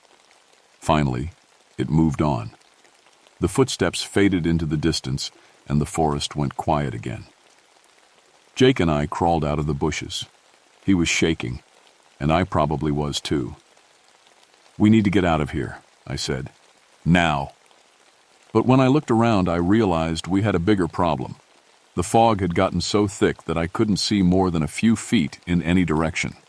And without a working compass, I had no idea which way to go. We were lost in the wilderness with something hunting us, and night was falling fast. That's when I heard Davidson screaming. Davidson's screams came from somewhere to our left, maybe half a mile away. They lasted about 10 seconds, then cut off suddenly. The silence that followed was worse than the screaming. "Stay close to me," I told Jake, and we started moving toward where the sounds had come from. The fog was so thick now that I had to feel my way from tree to tree. Jake held onto my belt so we wouldn't get separated. Every few steps, I'd stop and listen, but all I could hear was our own breathing and the creak of tree branches in the wind. After about 20 minutes, we found Davidson. He was hanging upside down from a pine tree about 12 feet off the ground. His neck was broken, just like Tom Harrison's. But this time, there were claw marks across his chest, 4 deep cuts that went right through his ranger uniform. Jake made a choking sound and turned away. I stared up at Davidson's body, trying to understand what I was seeing. Bob Davidson was 6'2" and weighed over 200 pounds. Whatever killed him had picked him up and hung him from that tree like he was a scarecrow. That's when I noticed the other bodies. They were arranged in a circle around the base of the tree. Sarah Harrison and her daughter Emma. Both had their necks broken. Both were positioned sitting up with their backs against smaller trees, like they were watching Davidson's body hang above them. But these weren't the same Sarah and Emma I'd seen earlier in the clearing. These were real. Dirty clothes, scared expressions frozen on their faces. They'd been dead for hours. "Jake," I said quietly, "don't look up." But he'd already seen them. His mom and sister, arranged like dolls around the tree. He made a sound I'd never heard a kid make before, like something breaking inside him. I knelt down next to him. "Jake, I need you to listen to me. We're going to get out of here, but I need you to be brave. Can you do that?" He nodded, but his eyes were empty now. Shock was setting in. That's when I realized something that made my blood freeze. If Sarah and Emma had been dead for hours, then who was I talking to in the clearing? What had I been chasing through? The fog? A branch snapped behind us. I turned around and saw it for the first time. The thing was at least 9 feet tall, covered in dark brown hair that looked almost black in the dim light. Its arms hung down to its knees, ending in hands with claws as long as my fingers. The head was huge, with a sloped forehead and a mouth full of teeth that looked designed for tearing meat. But it was the eyes that really scared me. They glowed amber in the darkness, and they looked smart. This wasn't some dumb animal. It was thinking, planning, watching us. It had been playing with us all day. Jake whimpered and pressed against me. The creature tilted its head like it was listening to the sound. Then it smiled, showing those terrible teeth. I pulled out my pistol and fired 3 shots center mass. The bullets hit it in the chest, and I saw blood spray. But the thing barely flinched. It looked down at the wounds, then back at me, still smiling. That's when I remembered the flare gun in my pack. The creature started walking toward us, moving slow like it had all the time in the world. Its footsteps made the ground shake. I fumbled for the flare gun, loaded a flare, and fired it right at the thing's face. The flare exploded in a burst of red light, and for the first time, the creature reacted. It roared, a sound like a freight train mixed with a lion's growl, and stumbled backward, clawing at its eyes. "Run!" I grabbed Jake and we took off into the fog. Behind us, the creature was thrashing around, knocking down trees and roaring in pain or anger, but I knew the flare wouldn't stop it for long. We ran blind through the forest, crashing into branches and stumbling over logs. I had no idea where we were going, but anywhere was better than near that thing. After maybe 10 minutes, Jake collapsed. He was just a little kid, and he'd been through too much. I picked him up and kept going, carrying him on my back. That's when I saw the light ahead. It was the ranger station, about a quarter-mile down the mountain. We'd somehow found our way back to the main road. I ran harder than I'd ever run in my life, with Jake bouncing on my back and that roar echoing through the forest behind us. The creature was following us, crashing through the trees like a tank. We reached my truck just as the thing burst out of the tree line. In the headlights, I got a clear look at it for the first time. It was even bigger than I'd thought, probably 10 feet tall and covered in scars from old fights. Its left eye was burned from the flare, but the right eye was still glowing amber, still watching us. I threw Jake into the passenger seat and started the engine. The creature ran toward us, moving faster than anything that size should be able to move. I floored the gas pedal and we shot down the mountain road, tires screaming on the gravel. In the rearview mirror, I could see the creature standing in the middle of the road, watching us disappear into the distance. We didn't stop driving until we reached the main highway. The official report blamed the deaths on a bear attack. That's what the sheriff decided, and that's what got written down in the files. 3 people killed by a grizzly bear in the Olympic National Forest. I tried to tell them the truth, showed them the photographs I'd taken of the footprints, the claw marks on the trees, the way the bodies were arranged. But nobody wanted to hear it. Bears can be smart, the sheriff said. They can stand on their hind legs, make them look taller, and when they're really hungry, they'll do strange things. The photographs came out blurry. The footprint casts I made looked like they could have been from a bear paw, if you squinted at them right. And the claw marks? Well, bears have claws too. Jake never spoke again. No. Teat one word. The doctor said it was trauma from seeing his family killed. They put him in a special hospital in Seattle, and last I heard he was still there. I requested a transfer the next month. Couldn't stand being in those woods anymore, knowing what was out there. They moved me to Mount Rainier National Park, where the forests are smaller and there are more people around. But I made sure to warn the other rangers before I left. Stay out of the deep forest around Bear Creek, I told them, especially when the fog is thick. There's something up there that doesn't want visitors. Most of them thought I was just spooked by the bear attack, but a few of the older rangers nodded like they knew what I was talking about. We call them the Watcher Zones, one of them said. Places where people go missing or come back changed. Been that way for as long as anyone can remember. The Native Americans used to say there were guardians in those mountains, said another. Things that protected the old burial grounds from outsiders. I never went back to Bear Creek. But sometimes when I'm working late at the ranger station, I get reports that make me think about that night in 1987. Hikers who disappear for 3 days and come back with no memory of where they've been. Campers who pack up and leave in the middle of the night claiming something was watching them. Hunters who find their deer arranged in perfect circles, like someone was sorting through them. And always, there are the footprints. 18 inches long, 7 inches wide, with claw marks at the tips. The thing is still up there, still watching, still waiting for people who go too deep into its territory. I'm 63 now, getting close to retirement. Sometimes I think about writing down the real story of what happened at Bear Creek. But who would believe it? And maybe it's better if people don't know. Maybe some secrets are meant to stay in the deep woods where they belong. But I'll tell you this. If you ever find yourself camping in the Olympic National Forest and the fog starts rolling in thick, pack up your gear and head back to town. Don't wait for morning. Don't think you can tough it out. Because there are things in those mountains that have been there longer than any of us. Things that don't like visitors. Things that watch and wait and remember everyone who enters their domain. I learned that lesson the hard way, and it cost 3 good people their lives. Don't make the same mistake I did. The Watchers are still out there,